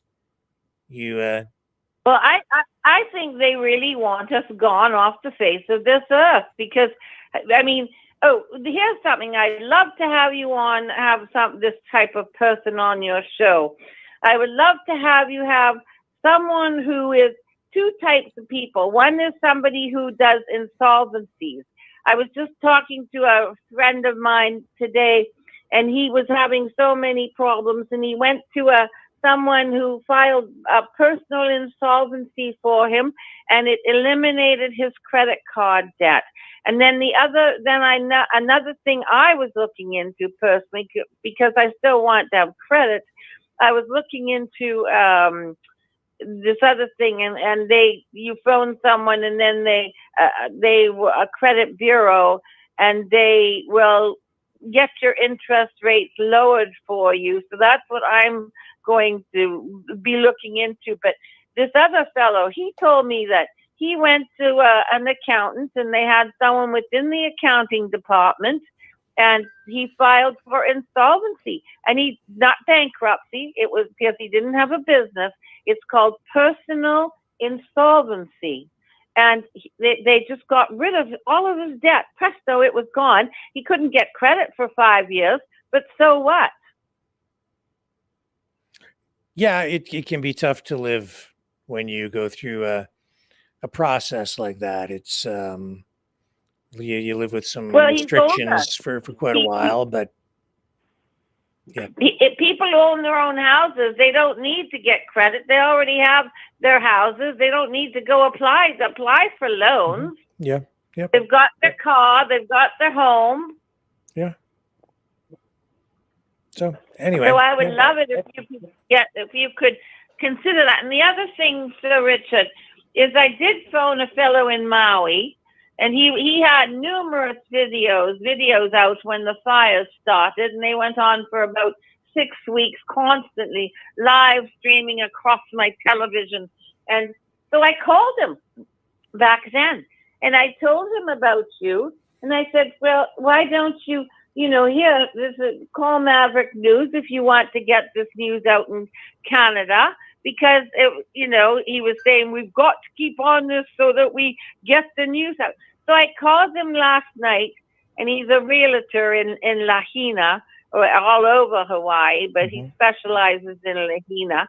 And so I went to look his number up and looked at his website last night, and he has pictures on there now, and they're starting to sell properties that all the houses have been removed, and now they're selling properties, all those acres, for like $1.5 million. Yeah. Yeah. And then if you go on the outskirts, a few homes that survived, or little ones are 300,000. But it's all been cleared.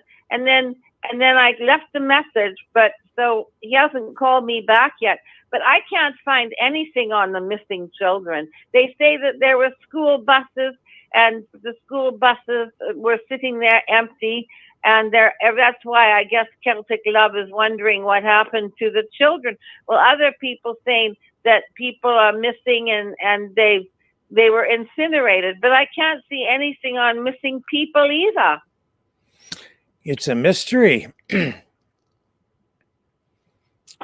is.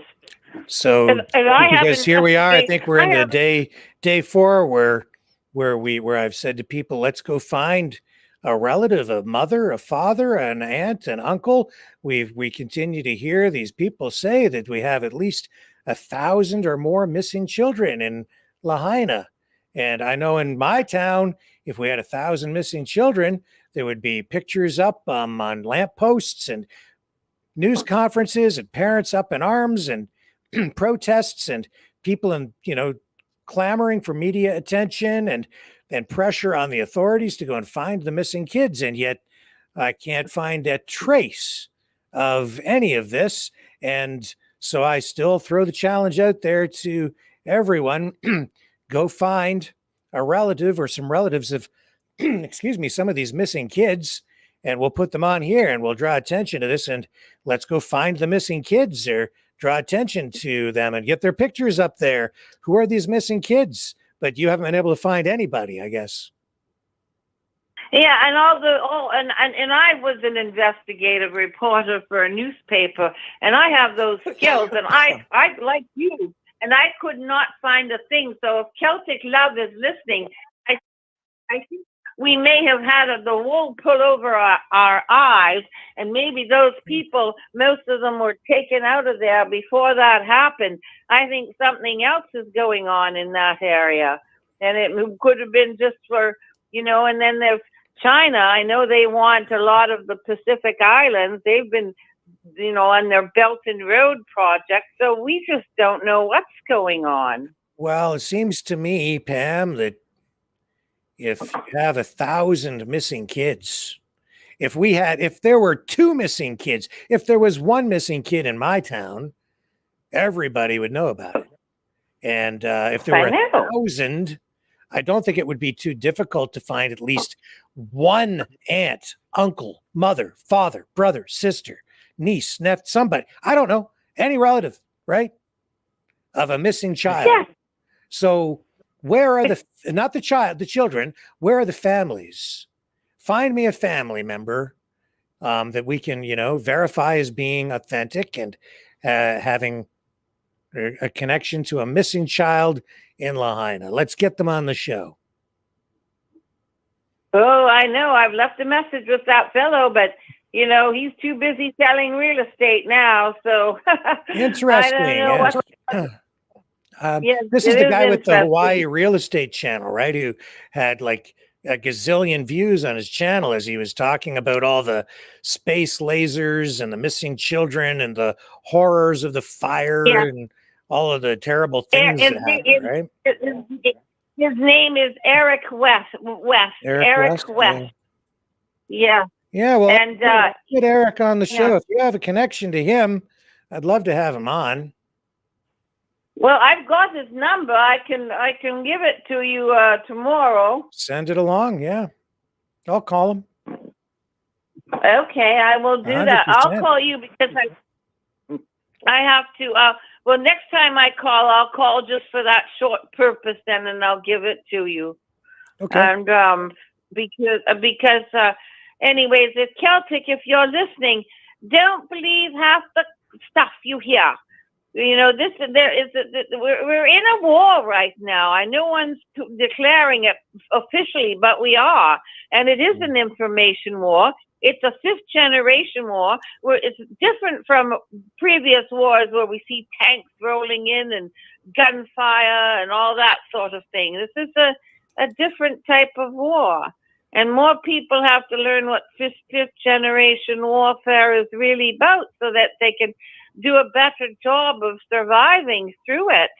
And be careful with what you let into your brain and take it seriously, because if you get so upset about things then it can affect your health. I mean, it was obvious she was crying, and it hurt me so much to hear her crying. But we're going through tough times, and it could get tougher this year for a little while, and we've got to hang in there and be strong and be tough and have strong inner character to get through this, and don't let these people take your energy away from you and cause all that type of fear. Right. Because fear won't save you. You have to get more, balanced and pray and do what you need to do, and read the Bible or whatever you need to do, but get stronger in your characters to be able to stand up and have the fortitude to say, no, I'm not going to take this, like the song says. Yeah. Thank you, Pam. It's time to wrap up. I appreciate the call very much, and wise words. I appreciate it. Oh, thank you, Sir Richard. Always a pleasure speaking with you. You send me that guy's phone number. I'm going to give him a call. Okay. Nighty night. And it's great to be with all. Yeah. Richard, I'll put it in the chat right now. No, just send it to me privately, please. Don't. Okay. Yeah, okay. Oh, thank you. Okay. Thank you. Bye-bye. Bye. That's fantastic. Thank you very much, Pam. And close that off. That was a good call. I think that was the best call ever from Pam. Damn Pam. Maverick Knight. Or Maverick Dom. Folks, it's been an absolute privilege and a pleasure. being here with all of you tonight. And that call with Pam just further illustrates the need for what we do here night after night, which is to seek truth, real truth. So we're not walking around with two eyes closed, not walking around with one eye open, but with both eyes open. And tomorrow night, 6 p.m. Eastern Standard Time, I'll be back in this chair, on this channel, here at Maverick News, with you, with information that will defrag your mind and hopefully get us all a little bit closer to that elusive truth. Love you all. Catch you on the flip side.